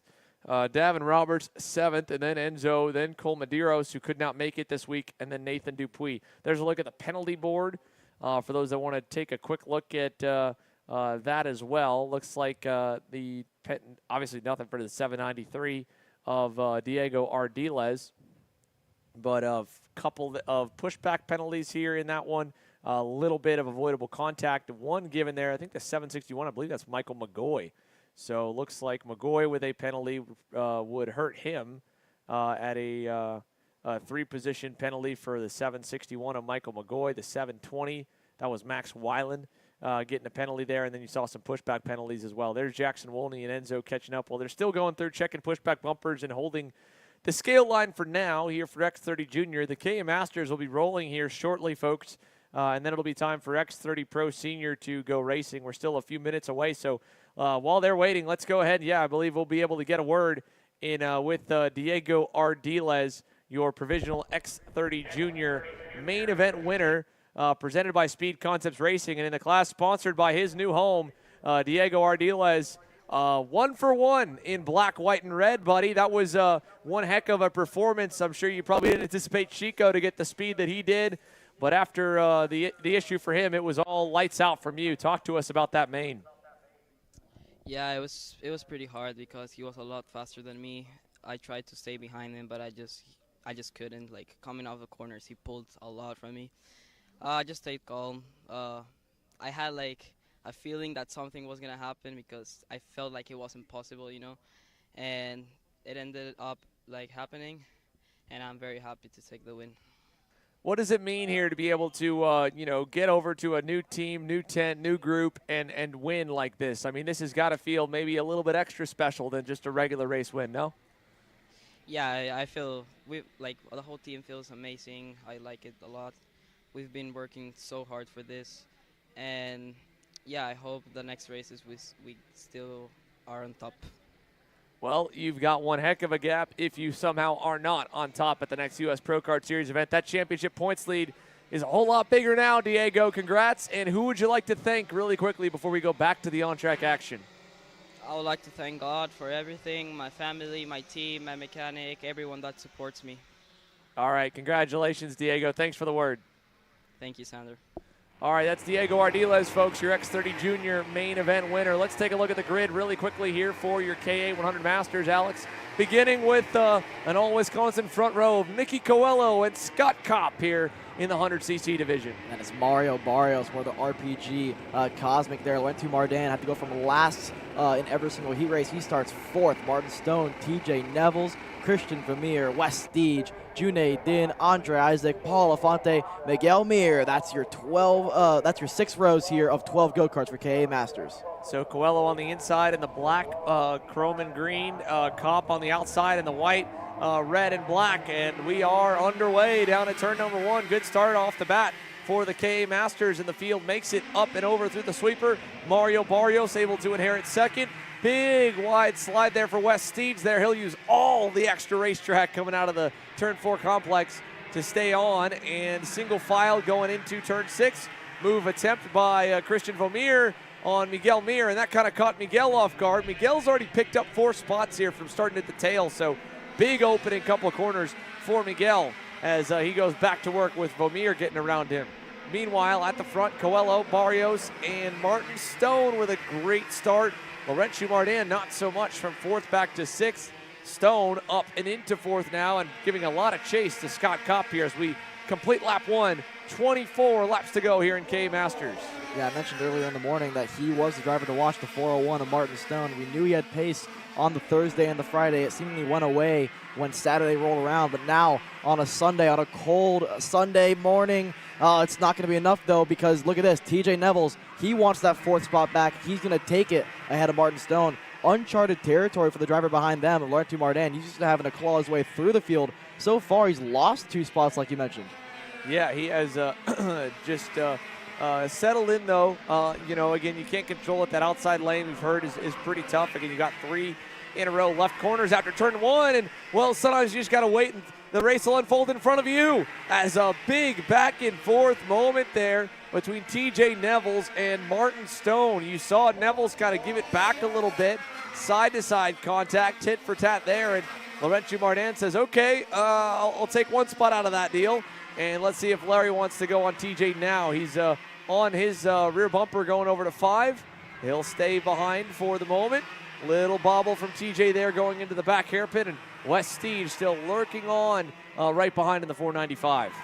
Yeah, Wes Steege up a couple of spots here. He's doing a pretty good job there in that 6th spot. The more they battle, though, for this 4th, 5th, and 6th position, they're letting the leaders getting away. And speaking of getting away, I mean, besides the top 2, Scott Kopp in a world of his own there. He's a 2nd back from Mario Barrios, a 2nd ahead of his teammates, TJ Nevels. And this group of 5 go-karts is the battle that we're watching right now for 4th, 5th, 6th, 7th, and 8th. Look at this. Mario Barrios, it was 3/10. It's less than a 1/10 of a second. That battle is raging on and heating up at the top. Yeah, very close here in Mario Barrios' return race. What a story it could be for Mario to get the win here in Wisconsin, and he sees it well within his grasp right here. I'm sure this was not part of the game plan at all. It was just to get back acclimated again, have some fun, make sure to make it through all of the laps on the weekend, finish every session, And you know, once the racers get a taste of speed and how competitive they can be, well, then they're going to push and go, all right, now I want a podium. Now I want to fight for the win. And now I need to lead every lap and try and dominate. Although a big hiccup there through that last hairpins cost Mario some time. But still, 4 laps complete, 21 to go, and he's right there on the cusp of the race lead. Yeah, but you mentioned it best, right? I mean, this is a 25-lap final. The most laps they've done all weekend is actually 13. They did it on the Thursday and the Friday in the practices, 12 laps for the heat races. So this is more than double what Mario Barrios is used to. He told us on the Thursday that he's feeling about 60%. As you mentioned, as the speed comes in, the adrenaline kicks in. He's probably not even hurting right now on the racetrack. He's still locked in to the rear bumper of Nicky Coelho, but I will say he will start to feel it guaranteed after 25 laps. Now, as they go down into the hairpin, let's give you a lap time update here. Scott Kopp last time by 47.91. We saw Barrios' little hiccup there at a 48.12, and then Coelho did a 47.9 as well. But I'd bet right now that at the end of lap 5 here, we might see actually, indeed, the gap close from third to the lead. Kopp, 47.807 for Scott. And there is something that just majorly happened between TJ Nevels and Laurentiu Mardan. And I don't know what went down back for fourth, but now it's Miguel Mir and Martin Stone up here, and looks like Nevels holding on to that fourth position over Mardan. Might have fought it a bit too hard, and ultimately the two of them colliding and dropping down to 8th and 9th. They lost about nearly 10 seconds that lap alone. Yeah, but one driver, you mentioned it, Scott Kopp, last time around was about a 10th quicker than your leaders. It looks to be visibly closer this time around. The gap was 3/10 between your top two of Coelho and Mario Barrios. This time around, it is 9/10. Scott Kopp is joining the mix here for your top three. I think this is going to be the battle for the race win, because further back, it's 6 seconds down to Martin Stone after the contact with Nevels and Mardan. And there goes Mario Barrios. Barrios to the inside, a late lunge there, but Coelho wants it right back. A little bit of a hip check there, just enough to get through on Barrios. Barrios on the dirty stuff on the racetrack. He's going to have to really slow up through 7 and 8. Now Scott Kopp is on the rear bumper. Let's go ahead and keep an eye on the action here on the racetrack and get some more intel of the X30 Pro Senior drivers' mindsets going into the final race of the weekend. The battling continues in Masters, but for X30 Pro Senior, Alessandro DiTullio, Ale, you need a little bit more to get up to the level that Ryan Norberg and Austin Garrison are performing this weekend. Did you feel like you found something at all in the warm-up here earlier today? I'd say we're equal on pace with them. It's just the first few laps, the first like 5-6 laps. I don't know what they do or how they do it, but they're so much faster than us at the moment. So I think, you know, the goal is just to try to stay close to them at the beginning, and then I know we're gonna be fast at the end. So yeah, our long race pace is good, but we haven't been able to figure out the first 5-6 laps. So it'll be difficult, but I think our pace is pretty good. In a way, you've kind of been on an island on the Inter-MS Kart Republic group for the last year since you've joined Carlos and the rest of the team. This weekend, you have Harley joining you in lockstep every step of the way. What's it been like having Harley as your teammate, and have you guys been able to try and take advantage of that and try and bounce ideas off each other and test things? Yeah, it's been good having Harley. He's a great driver with he has a good understanding on the kart, so we're able to test different things. It's tough that this week he hasn't had the best luck, so he's starting a bit far back, but I expect him to be up there with us later on in the race. I think his pace is also, he's proved that his pace is as good as mine and as good as Austin and Norberg, so we'll be there to challenge him. Thanks, Ale. We'll look forward to watching you here in the main event coming up. Thank you. All right, that's Alessandro DiTullio, folks. Let's check back in here as Nicky Coelho now has a different driver chasing him down. Scott Kopp has closed in on the race lead, with Mario Barrios now fading back into third. And we're not yet to halfway here in this KA Master main event, but Scott Kopp right at the turning point of the main with 9 laps complete and 26 laps to go is starting to really hit his stride. We'll keep a tab on the top 3 right now as we go back down from Alessandro DiTullio to his teammate and Harley Keeble. Harley, again, we saw you have that good run in heat number 3 yesterday. We talked to you in the warm-up. You said you were confident then. Now, what are you able to see as a driver? You guys have the toughest challenge in the X30 Senior class of all 7 because you have the biggest gap from warm-up to your main event. So are you able to pick up on the track changing, and what are you able to do or look for to see that? I mean, yeah, for sure. Like, everyone's in the same boat, so whoever does the best job at adapting is probably going to be the fastest the first few laps, and then after that it's just all about how good your start was and how fast you can come through if you're starting towards another like me. So yeah, let's see. I mean, I don't think it had changed too much, but you never know. I don't know until I've driven, so let's see. Seems pretty chaotic out there. I mean, I've watched all the races and there's quite a few crashes, so I just got to stay out of that, and yeah. Yeah, that KA Senior Main looked about as crazy as it can be, and we've seen you come out on top in crazy battles as well, so if something tips off, we expect you to get into the mix.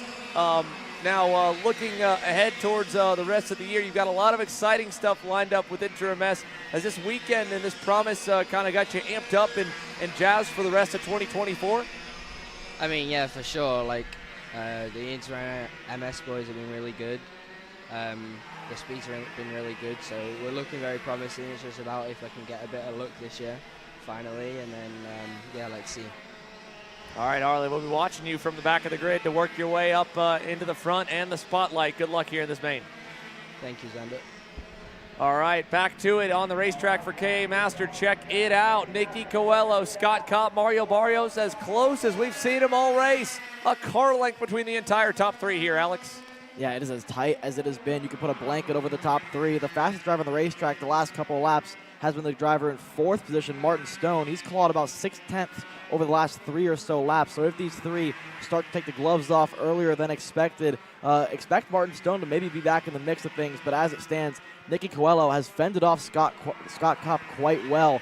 But Mario Barrios now, after getting passed by Coelho a couple of laps ago, after claiming the lead for all of 1 corner, is back on the bumper now of the OTK driver of the Franklin Motorsports suit of Scott Kopp, and the Franklin Motorsports Merlin of Nicky Coelho now still leading, but a good run out of 13 for Scott Kopp.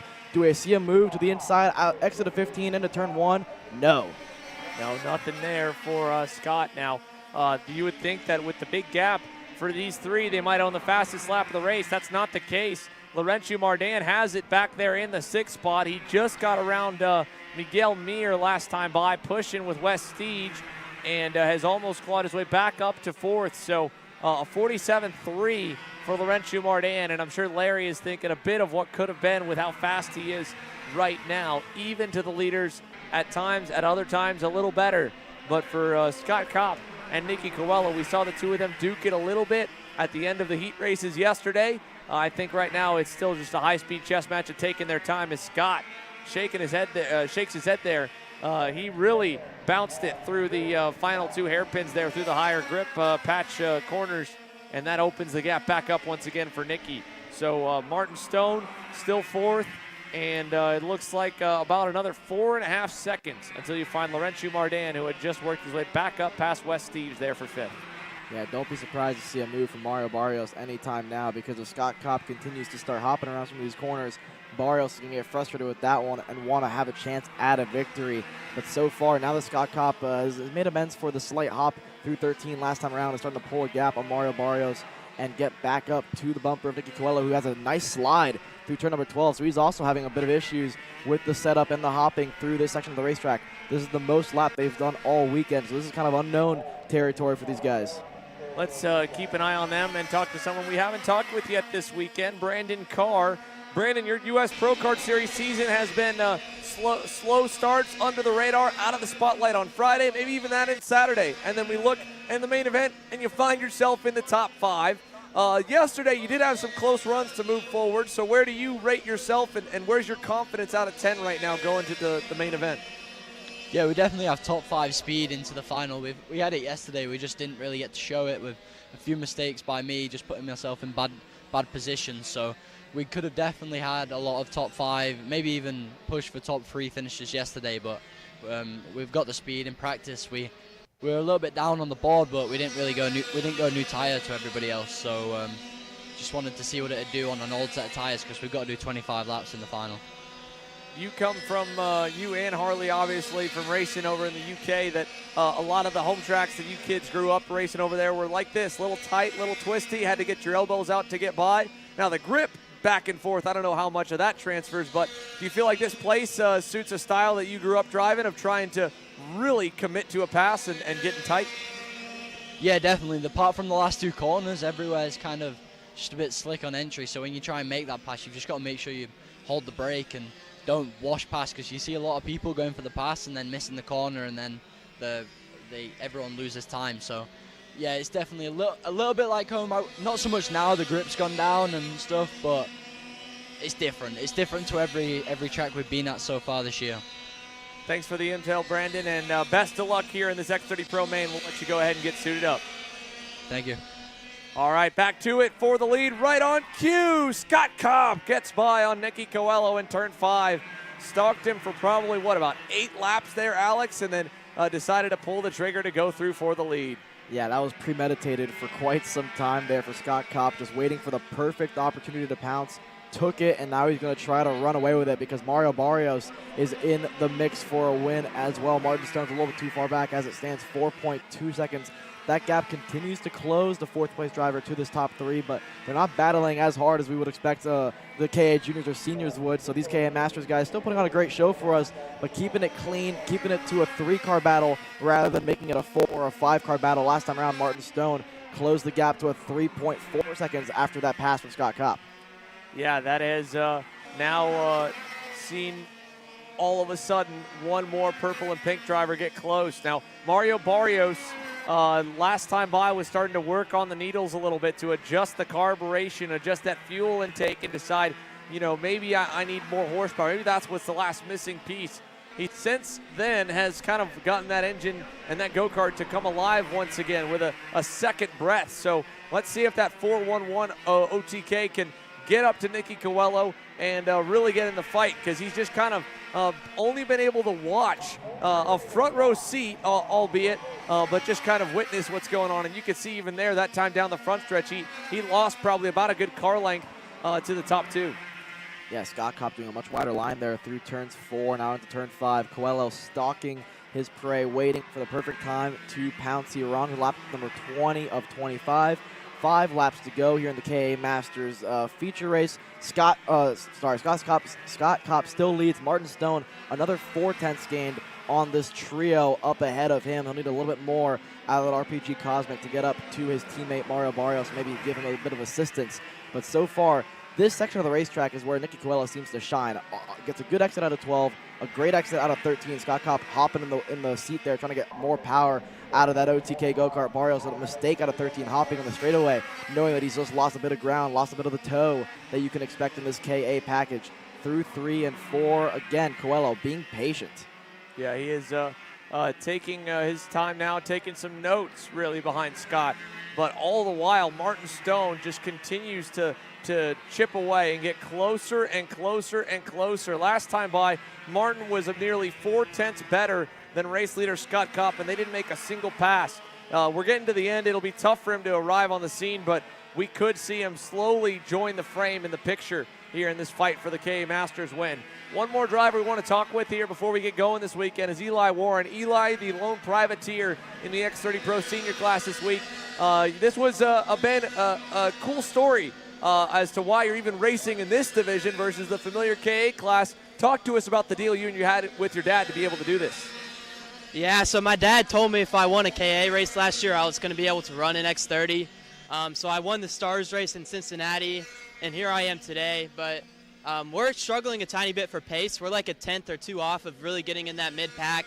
Obviously, Ryan and Austin are just gone. Nobody's going to catch them. DeTulio might, but it's a fight for, I feel like, 4th on back, and I have a shot at maybe getting up there. We just need to, we hope we hit the setup right. We made a big swing at it, and it felt like it worked in warm-up, but we're going on stickers. It's the longest run by far this weekend, 25 laps.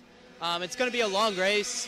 We've had really good pace in the long run this time, so I'm hoping that we're able to have a good start and just be there at the end. And I guarantee you we're going to be really fast at the end, so you never know. If we hit the setup right, we might be able to contend for a podium.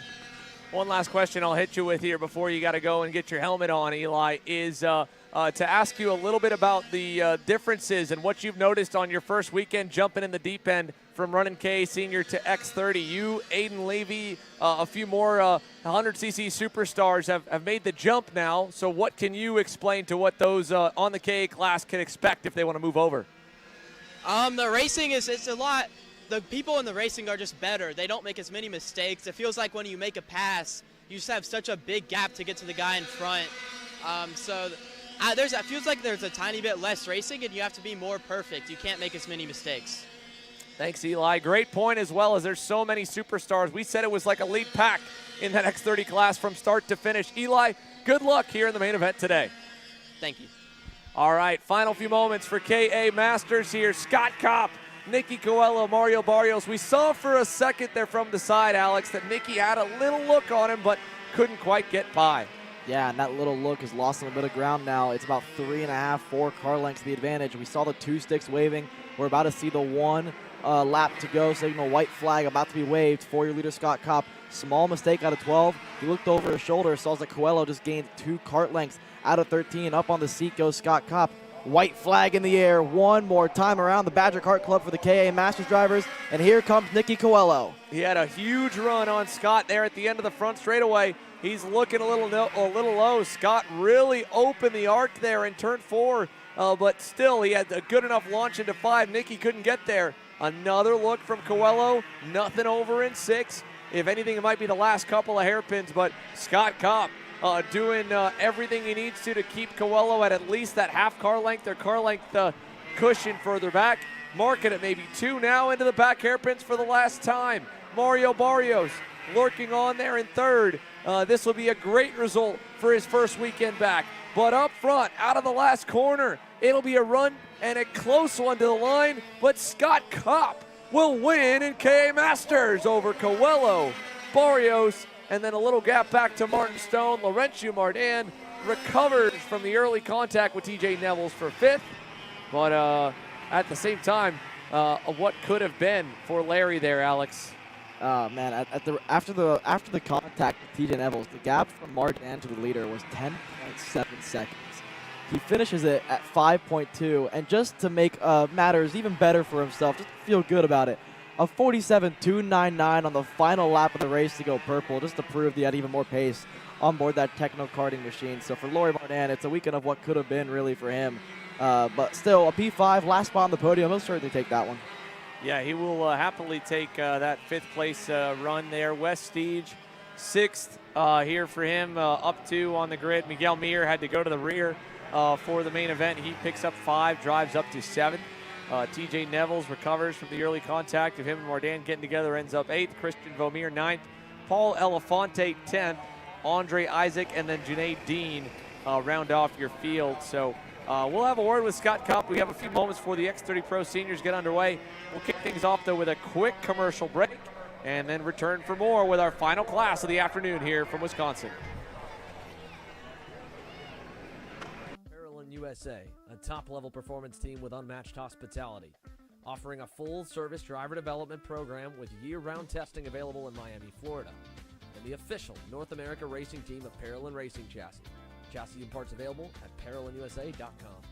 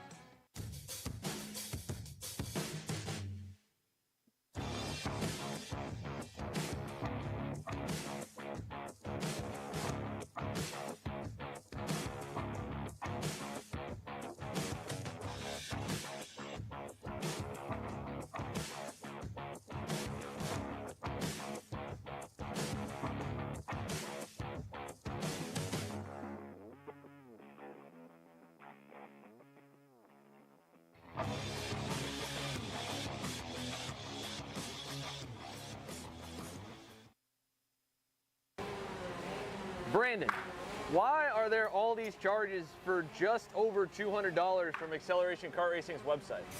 That's because AKR gives you free shipping on orders of $200 or more within the continental US.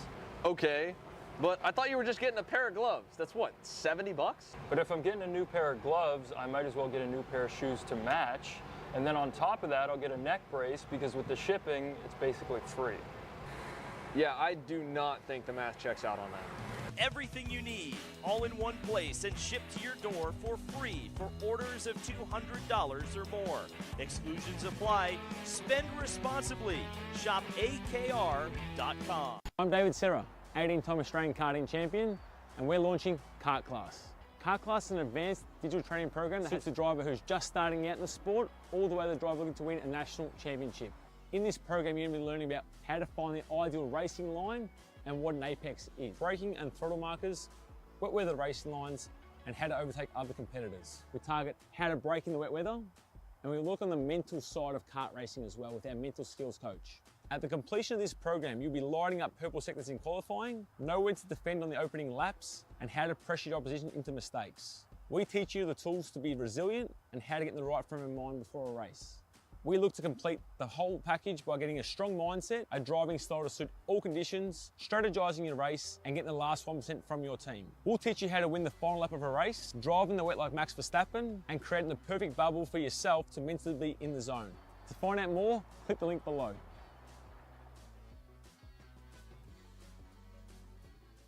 Are you ready to get behind the wheel? From Formula One to NASCAR and IndyCar, all the pros start here.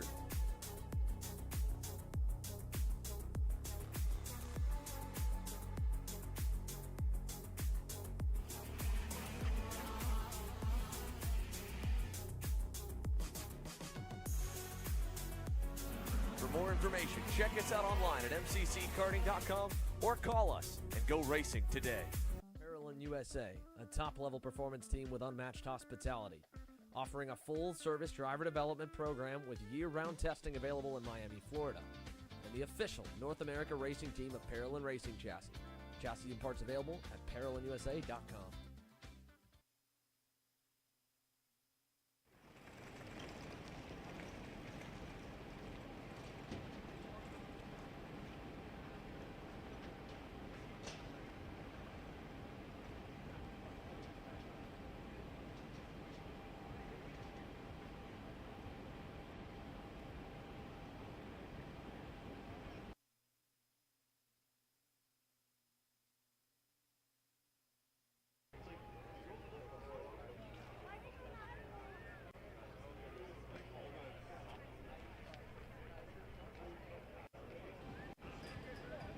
Welcome back here to Dousman, Wisconsin for the U.S. Pro Kart Series X30 Pro Senior Main event. We're getting set to roll with Austin Garrison and Ryan Norberg. But before we do, let's finally wrap up the last of the main events that have completed.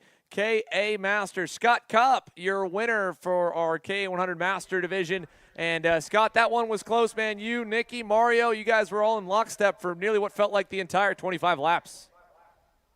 Yeah, it was pretty close. I got a gap, and I knew I had to take it because Barrios was breathing down our throat. I can't even breathe. I'm still out of breath. Whew. Yeah, talk as much as you can, I guess, as concise as you can. That 25 laps, heat's out, sun's out, the grueling rubber. I mean, we've talked to some of the kids around this place, like Austin Jers, who have grown up with the Rhino Patch corners, and they're like, I've never seen grip like that. For me and for you, Scott, over experience, this is almost like an homage to old, except it's in two corners that have banking, and then the rest of the track's slippery. What's it been like seeing this track just take all of this rubber that it hasn't seen in a long time? Oh, it's crazy. I haven't been on a track this grippy, I don't know, probably once in my life before. I couldn't even tell you when it was.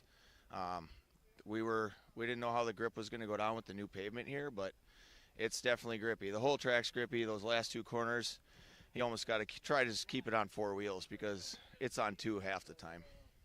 With all that said, Scott, I know, again, a hard 25 laps to be able to come out on top because you were getting pressured and then had to apply pressure, make moves, and everything else. So for the last moment, I'd love to give you an opportunity to thank everyone that's made it all happen and made it possible for you to get out here and win this KA Senior Master Main.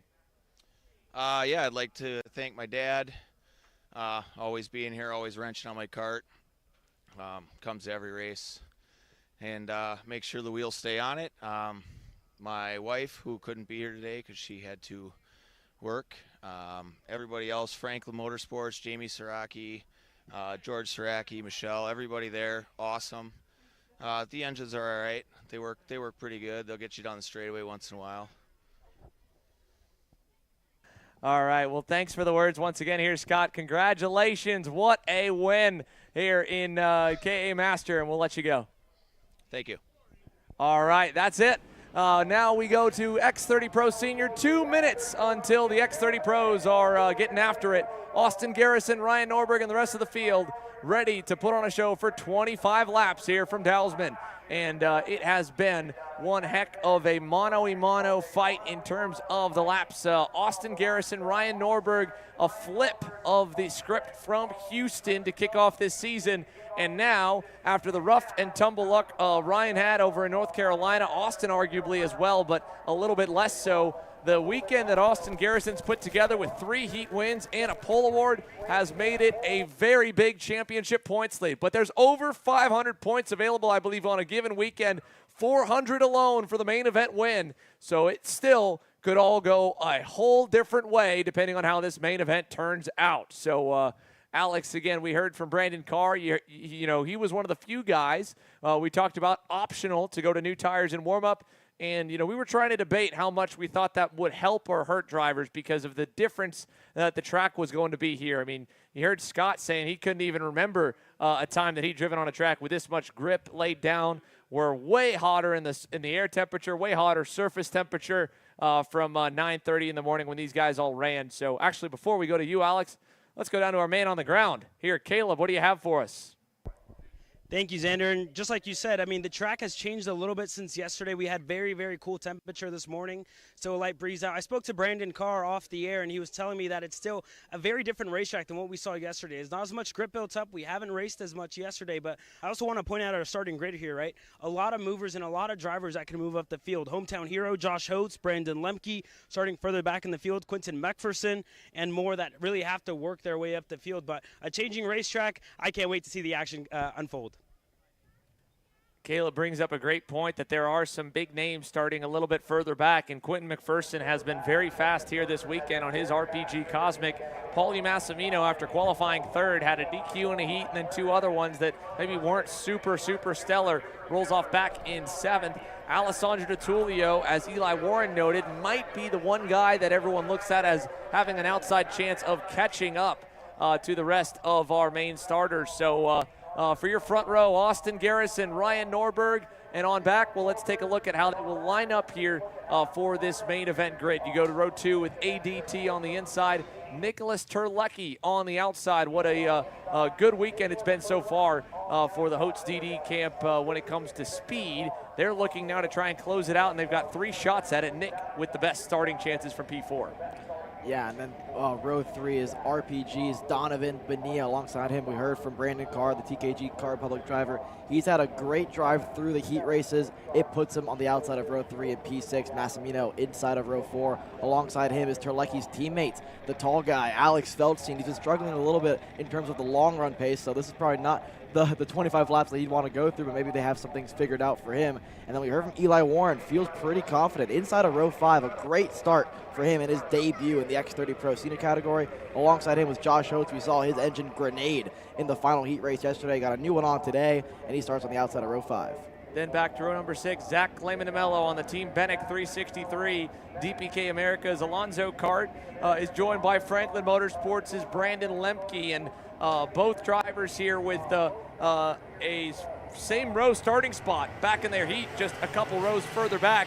Would have liked to maybe move a little bit further forward, but they go from row 8 up to row 6, and then behind them, what a rough go it has been for Harley Keeble here this weekend. He rolls off in 13th alongside Henry Lepard.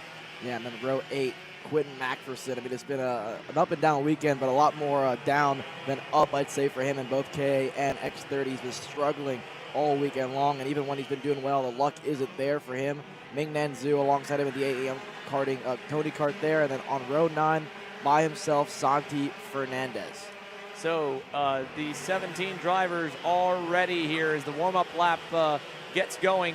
And one more thing to note here, a great point brought to us is that out of these 6 classes here, it's only a 33% win rate from the pole so far today. The only 2 pole drivers who won were Diego Ardiles in X30 Junior and Zane Burgess in Micro Swift. And arguably even, had it not been for a mechanical failure for Chico Brown, that would have been 1 out of 6 on the odds. So if you're playing the game, that doesn't necessarily mean that it's going to be a walk in the park for Austin Garrison, but we are just about to find out what it could look like here.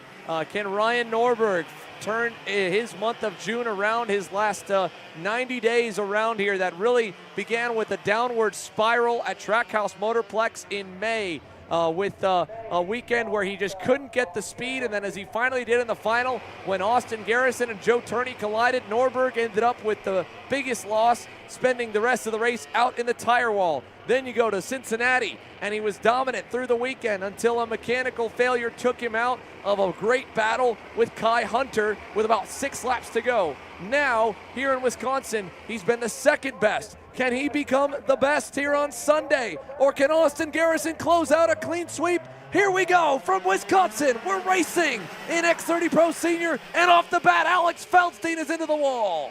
And I think the Tullio has gotten around Ryan Norberg. We'll have to see if we can get a good look at that. He has. Ryan Norberg, where is he? He's falling way down the order standard behind Paulie Massimino, Brandon Carr, ZCD. He's behind Brandon Lemke. Terrible start for the #1 plate. Norberg could not get a gap down low, and the reigning series champ has a lot of work ahead of him now if he wants to get back up to the race lead. We heard again from Brandon Carr that ADT might be the driver to challenge Austin Garrison and Ryan Norberg pace-wise. And from DeTulio, he said that what he needs to do is find out what they're doing on the opening couple laps to build that margin. He's like, I feel like I'm fast enough once we get to lap 5, lap 6, but he's got to stay close enough to them that he doesn't have to chase them down from way far back. That was a good opening lap for DeTulio. Good second lap in the works now. And then behind him, and now, wow, what a move! Alessandro DeTulio, 3/10 back, and he sends it to the lead. He had to make that one happen. He's been saying it all weekend long that he can't hang with them in the opening couple of laps. So when you can't hang with them, you might as well make a lunge at your first attempt. ADT to the lead, and look at Nicholas Terlecki. He's looking good early on, out of 11. Can he make a move into turn 12? Not going to happen. Garrison fades low late here behind him. There is the likes of Donovan Bonilla out of nowhere. Oh, wow, Nicholas Terlecki thought about a move there. Can't make it work, though. Yeah, he got about halfway up alongside. Not enough commitment from Terlecki. Garrison taps his helmet, says focus forward. And now Nick with a nose down low looking again into turn number 4. Garrison's going to cover that inside off a little, but ADT leads. And here comes Terlecki with Donovan Bonilla trying to go through as he makes side-by-side contact for third. ZCD now into 4th. Massimino able to shove him through past Dono, and Paulie is into the top 5. Behind them, Harley Keeble, Brandon Carr getting together. The last time they were this close, they collided on the opening laps in Cincinnati, and Harley starting from the rear, now challenging his fellow countryman, Ryan Norberg looking on, and then Josh Holtz, an engine failure with the rod blowing through the front of the motor and the carburetor in yesterday's final heat race. He's right there at the end of the pack. It's about 9 or 10 deep here for the lead. Yeah, this is about 9 deep here from third on back. ADT has about a 5/10 lead over Nicholas Terlecki, but look at this battle. Harley Keeble, Ryan Norberg side by side. Massimino's gotten around Garrison. Brandon Carr's got around Donovan Bonilla. Josh Holtz has just got around Harley Keeble. A lot of passes being made early on. So much movement here to try and keep tabs on, but one driver to keep your eye on is Nick Terlecki. And for Holtz driver development, I said he was the best odds right now, the best chance to start. He has caught up to the race leader ADT right now, and the number 88 machine might have a chance as DeTulio leads us out of the back hairpin. and a good launch there for Ale. He pulled an extra car length and a half coming off the last corner. Speaking of pulling away, the top two have extended their advantage over this guy right here, ZCD.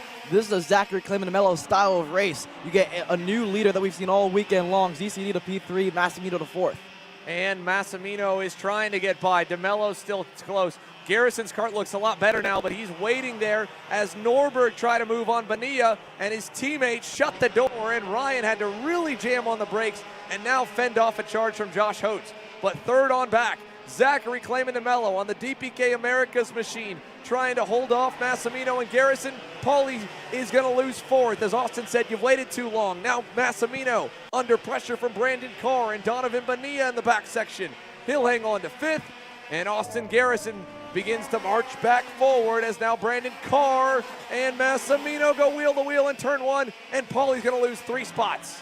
Yeah, Josh Holtz going to get through as well. Harley Keeble could not follow through on the advantage on Massimino going wide there as Carr makes a move, Norberg makes a move, Bonilla trying to hold off Josh Holtz there. Massimino going defensive on Harley Keeble, who had a decent start there but hasn't made much to do with it after that. Out front, Terlecki is still 2.5 tenths back from DeTulio.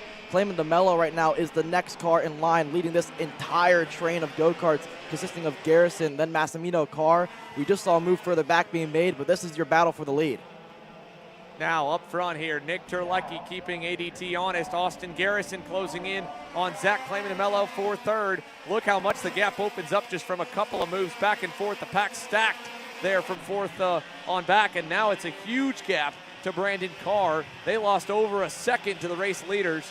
And Zachary Clayman DeMello feeling the heat here from Austin Garrison. Further back, we've got as well a pass for the lead. Nick Terlecki to the point. ADT back to 2nd. Nicholas Terlecki, your new leader here for 3 car lengths as well to add on to it into the back hairpins. Wow, making the move and making it count and pulling away. 2 car lengths now in ADT. It's up to Alessandro DeTulio now to get back to the rear bumper of the Holtz DD driver. Further back, DeMello and Garrison still going at it for 3rd. I think at this point, Garrison's gotten around him. Yes, he has. The SCR Red Speed driver is 1.5 seconds back from the lead. He gained 2 tenths from the leaders last time by with the pass that Terlecki made on DeTulio. So Garrison is the best chance as it stands to get up to your top 2 behind these guys. Brandon Carr and Ryan Norberg on his comeback drive through the field. It's looking pretty good for the number 1 plate. Yeah, he's right there on the back of Brandon Carr. And for Ryan Norberg, this is what has turned out to be a bit of a good event here as he's just slowly chipping away and making up more and more spots as the race goes on. For Nick Terlecki, this could be huge. I mean, 2nd pro win, 1st in X30, doing it at a racetrack where his team is based out of, and to do it and upset the best. I mean, yes, that Stars Championship Series win was awesome, but who wasn't there? Norberg not there, Garrison not there, DeMello not there, Brandon Carr did not run. This field has a lot more superstars. It also didn't feature ADT or Harley Keeble as Carr gets by on DeMello right there, and now Ryan Norberg looked to go, couldn't go. These two, well, they have a little bit of history, Alex. Yeah, I think this is probably the last driver Ryan wants to be behind right now is ZCD because he knows he tends to make it pretty difficult for the number 1 plate. Let's see if he can get by here through 10 and 11 into the Rhino liner section of the racetrack. Does Ryan send one and try to catch him off guard? Not in the turn number 12, but through 13. Not going to happen just yet. I think he tried to throw it in but couldn't make it happen. While these two battle, Brandon Carr's going to try to pull away and see if he can get his head down and get his sights forward on Austin Garrison behind Norberg. His buddy and teammate Dono Bonilla is back in the mix. Yeah, so they finally spread back apart just a little bit while the leaders are kind of closing back up. Terlecki and ADT single file. There's a nice clean move from Norberg on DeMello, and Zach's going to let him have it, not going to fight him back in the next hairpin. So Ryan Norberg now up and into the top 5. Austin Garrison up to 3rd. We're still very early in this main event as well, folks. 10 laps is what we're working right now of the 25, so there's a long ways still to go. And for Ryan and for Austin, they know this. They've been a part of lengthy mains. They know that there's enough time to make up for lost ground, to make up for a bad start or getting shuffled around. I mean, all things considered, they're still not far back. The only downside for Ryan is just how fast Garrison has been. And Austin is now within a second of the leaders. And after Nick Terlecki got by ADT, he has not broken away from him either. So your top 3 all almost within frame here, a car length or 2 between 1st to 2nd and then back from 2nd to 3rd. As we know, it's the famous saying in racing, one thing's catching, another thing is passing a driver. So like you mentioned, the one downside for Norberg's progress is the pace of Austin Garrison, but he can get up to the rear bumper of ADT all he wants, but it will be difficult inevitably to get around him. Look at that. We saw on our top view of the screen, Garrison got a great run out of turn 13, just as Ryan Norberg has, just as Donovan Bonilla has on DCD into turn number 1. This is the battle for the lead and potentially the win with 12 laps through, 13 to go in this 25-lap main event. ADT versus Terlecki. ADT to the lead. Nice move from Alessandro Tullio to go to the point. Nick Terlecki gets back to second. Austin Garrison still right there, and DeTullio, that was where he made the move on Garrison earlier in this race. He knew that it was going to be a matter of time before the 329 got back around him, so he said, all right, I'm going to throw Nick to the wolves. But if Terlecki gets back by him or Garrison gets by and doesn't pull away, well, there's more that could join. Austin Garrison there through for second on Nick Terlecki. And the comeback drive continues as we hit the halfway mark. Crossed flags from Porter at the start-finish line straight. DeTullio, Garrison, Terlecki, Brandon Carr. Next up on the chopping block from Ryan Norberg, who was right on his heels there going into turn number 4. Yeah, Carr still ahead of Norberg, but for how much longer? Let's see in our rearview mirror if we can see a good look at that battle for 4th and 5th there between Brandon Carr and Ryan Norberg as ADT still leads. Brandon Carr still fending off the number 1 plate of Norberg as ECD. He's added to the train of go-karts behind him. It was at one point Donald Bonilla. Now it's Bonilla, Keeble, and Massimino back in the mix. Josh Oates has fallen off the back of that train. He's in 10th. Lemke, his drive through the field has kind of stopped at about 11th. Ryan Norberg the 4th. Nice move down the inside for Flying Ryan, and it's not over. 2.5 seconds back from the top 3, but he needs some fighting up here. There isn't it yet. Will it happen in a moment? Austin Garrison was right on ADT there into turn number 4. Luckily didn't go yet, where we have been able to get back up to the lead here and keep an eye through turn number 6. Through 6, now to 7 and 8. No passing usually through the chicane area of the racetrack, but a double right-hander now through turns 9, 10, and 11 to the best passing opportunity on the racetrack here for Austin Garrison to potentially make a knockout blow here on ADT. Not going to happen just yet, but through 12 into 13, he made a move here. Last lap, ADT knows it. He has to defend from Austin Garrison. It's going to give Terlecki a decent run, but they need a lot of battling further back if they want a chance in this one. Austin had a little fade down at 1. Even DeTullio checked over his shoulder for a second. Garrison also keeping a tab further back at where the gap is. Is the pack starting to stack up? Norberg, even with DeTullio defending a little in that last turn, he didn't make up any time, Alex. Now he may a little bit, going low there into turn number 6. Now through 7 and 8, they're stacked again, but still waiting a long time before we'll find Ryan Norberg in the frame or Brandon Carr. They're 3 seconds back and into the back hairpins here. This area seems to be a little bit easier to defend into just because it's already too high of a grip level, so you don't need all that extra space. And especially if you've got someone right behind you, they'll just hit you coming out of the corner and pick your momentum back up for the front stretch. So I don't think that's why that hurt them too much the lap before. That time they lost about 3/10 though. Garrison knows it, and Garrison goes to the lead. Austin Garrison there in turn 4 takes advantage, and Alessandro DeTullio cannot afford to wait too much longer, but Nick Terlecki thinks he's got a shot. So Terlecki moves into second, DeTullio back to third, and we're back to now chasing the Davie, Florida native. Speed Concepts Racing's already got a win in X30 Junior. Can they get a win in X30 Pro Senior and extend that championship points lead for their leading man in Austin Garrison?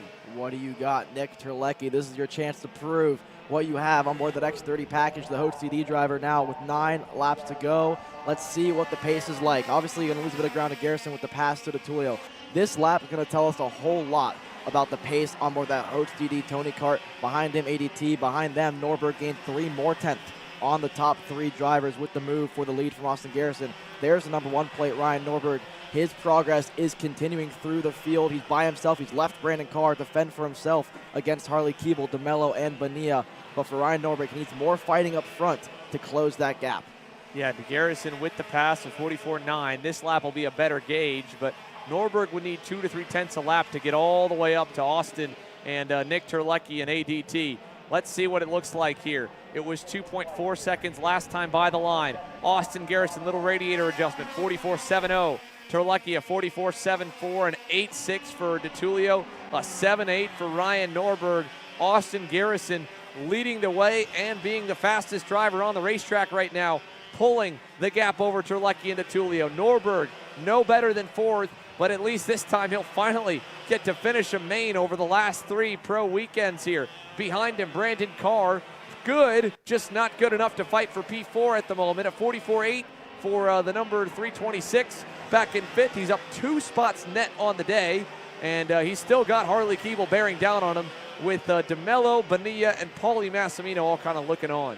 Yeah, look at this battle between Brandon Carr and Harley Keeble, the 2 Brits here. We talked to Brandon Carr, asking about, is this a racetrack that he is kind of, accustomed to over on the European side of things? He said not as much as we would expect, because the grip level has actually surprisingly have dropped as the sun has started to bake on the racetrack. There goes Donovan Bonilla inside and through on Zachary Clayman DeMello. So his incredible start up to 3rd at one point in this one is falling back. He's down in 8th now. Here goes Massimino trying to make a move on ZCD. He's up to the rear bumper of the Team Benik driver. Behind him, it is Brandon Lemke. He's driven up to 10th now.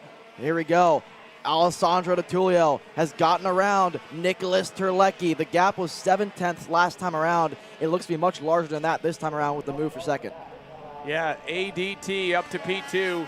Nick Terlecki back to 3rd, but Austin Garrison is walking away with it right now. 1.1 seconds the lead. And Nick Terlecki, after staying close to him for the majority of this main, had a couple of mistakes there. We saw Terlecki, his kart more than the other 2, seemed to be kind of getting stuck in the Rhino liner hairpins at the back section of the racetrack. Just a bit too much grip. It's still going to be a season-high finish on the U.S. Pro Kart Series for Terlecki, and a great run in this main. Would be an overall season best had it not been for that win at Newcastle Motorsports Park with the Star Series in OKN. But there, great look as Terlecki was literally opposite lock from all the bouncing of too much grip, and even clipped a little bit of the curbing there going through that last corner. I want to point out these 2 need to be careful. They don't pass each other too often here, because it was 1.3 back to Ryan Norberg. 1.1. Look at him. The pink and blue RPG Cosmic of Ryan Norberg's number 1 plate. His drive through the field is continuing to close the gap on the 2nd and 3rd place drivers. It won't be enough for a race victory as it stands on Austin Garrison with only 4 laps to go. But the fight for 2nd is going to rage on, and it might not just include Terlecki, it might include the RPG driver as well. Yeah, this could be very, very interesting to watch for 2nd, 3rd, and 4th with a lot of points on the line here. Could swing it quite a ways. Norberg needing to get himself back into the championship picture. DeTulio trying to minimize the damage that Austin Garrison's done this weekend and leapfrog his way into 2nd. And Nick Terlecki enters this weekend back in 12th. He gets a good run here in this main, and all of a sudden he could be in the top 5 fighting for a championship by the time we get to Newcastle in September. But with 3.5 laps to go, it looks like it could be any of these 3 drivers, 2nd, 3rd, and 4th, as the bridesmaid today. I don't think any of them have any shot right now of catching Austin Garrison. He's just at another level. A whole nother level on the rest of the field. I mean, it's really been all weekend long, and I want to make that pretty clear here. It's not very often that actually a driver on raw pace is consistently quicker than that driver right there, Ryan Norberg. For this weekend, Norberg's have to go to the drawing board more often than the rest of the teams out here, especially for SCR. They've had this place locked in from the moment that they put their tents down earlier on in the week. But for ADT, he has his work cut out for him if he wants to hold on to that 2nd place spot. 3 laps to go for the Interim S Kart Republic driver behind him, Terlecki. The gap now to Norberg is 0.7 of a second. So 0.7 for those 2. Also keeping an eye on the leaderboard. Paulie Massimino able to get by Zach Clayman DeMello. He's chasing down Harley Keeble and Donovan Bonilla, and he just got by Bonilla the last lap as well. So Paulie's comeback drive from going backwards on that opening lap. Spoke with him a little last night. He said it was so tough offline at points there. All those marbles that you can see at the outside of turn 1. Said it felt like 2 whole laps until you get the tires cleaned back off again and can start moving forward. And that's from one moment of going offline. Continuously doing it and getting shuffled around, that hurts. And again, he was in the mix until Garrison got by him, and then had to kind of reset and begin marching once again. So here we are with 1.5 laps remaining. Can Ryan Norberg take all that momentum and get up to 3rd, or will Nick Terlecki hang on? DeTulio get a best finish of his summer stretch in second. This is all going to come down to this last lap. And for the Holtz DD Tony Kart, he knows the pressure's on the way. He just took a look over his shoulder and saw the pink and purple even bigger. These drivers just saw the white flag in the air. Austin Garrison, that gap continuing to grow. It's going to be basically an STR win here as long as he can keep it on the racetrack. For Nicholas Strzelecki, a half move there turned sort of defense ahead of Ryan Norberg. He's basically forcing his hand now, having to defend from the RPG driver.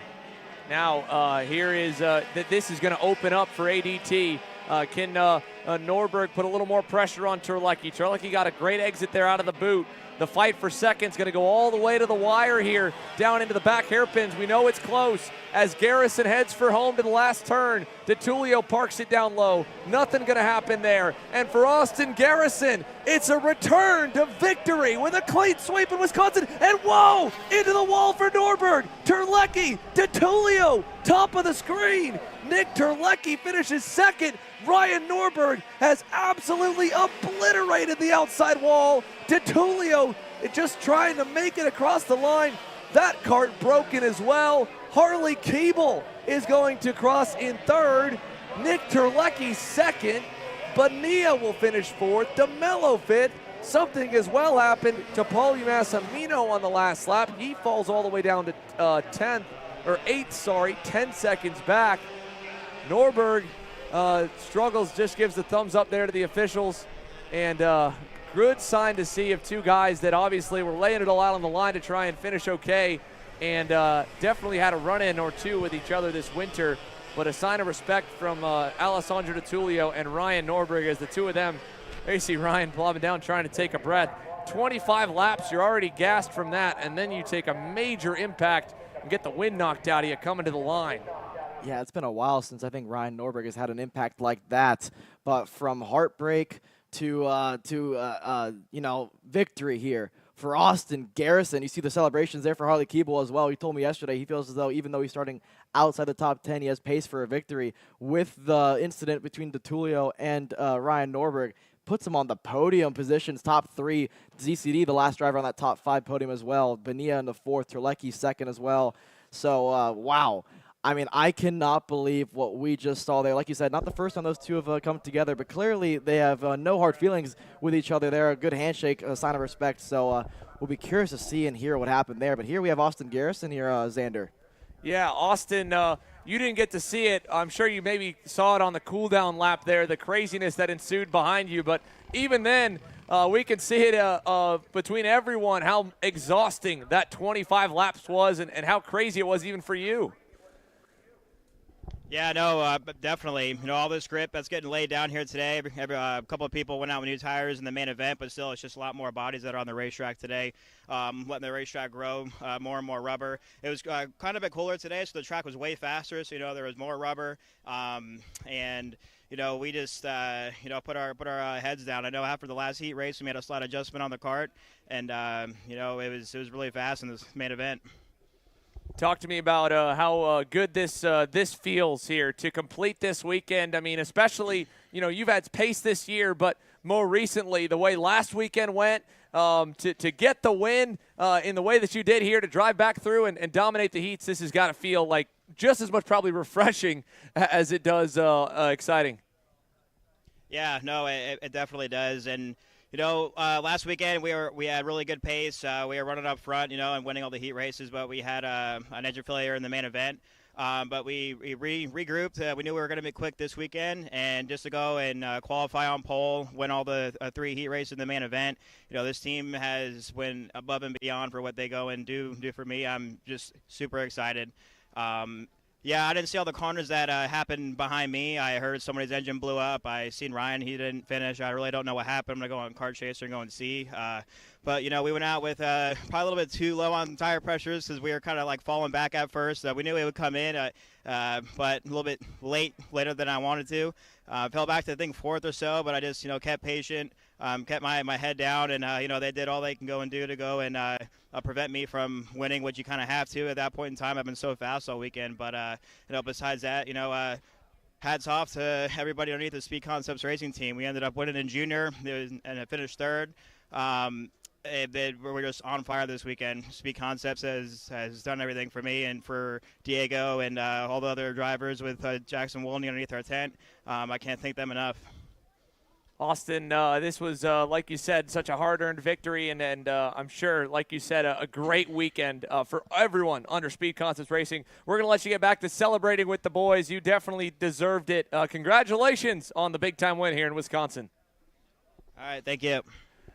Once again, folks, that's Austin Garrison. You can see the scale line is rolling through. We will definitely be chatting with a few more drivers. We're going to take one more commercial break to gather ourselves here, and then we will have a number of superstars that we need to catch up with and make sure that they are all okay. So we'll be right back here from Wisconsin for the aftermath of a crazy end and, honestly, one heck of a race at X30 Pro Senior. This is Henry. Henry feels sad. Henry feels sad because it's time for his next big race and his go-kart is in bits. Henry doesn't know that Acceleration Kart Racing is the United States' #1 shop for all of your karting equipment needs. Henry also doesn't know that Acceleration Kart Racing can deliver anything from tires to race suits and even wheels directly to your front door or to the racetrack itself quickly and efficiently, with tech support available 6 days a week. Poor Henry doesn't even know that Acceleration Kart Racing offers free shipping to mainland USA on selected product if you spend $200 or more. Do yourself a favor. Go to accelerationkarting.com and make sure that you are never left stuck on the pre-grid with Henry. Be smart and don't be like Henry.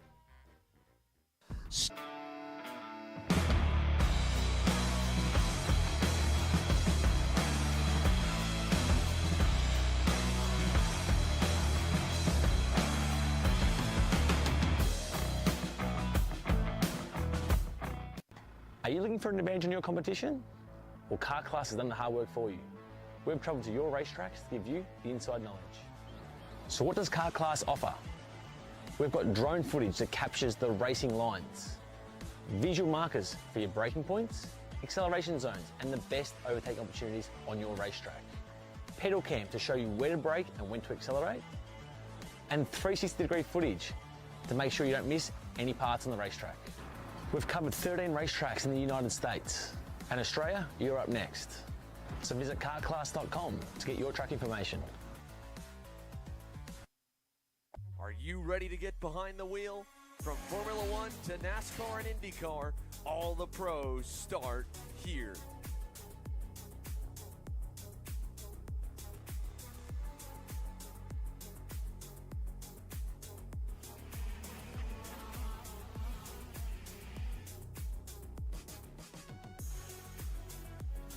For more information, check us out online at mcckarting.com or call us and go racing today.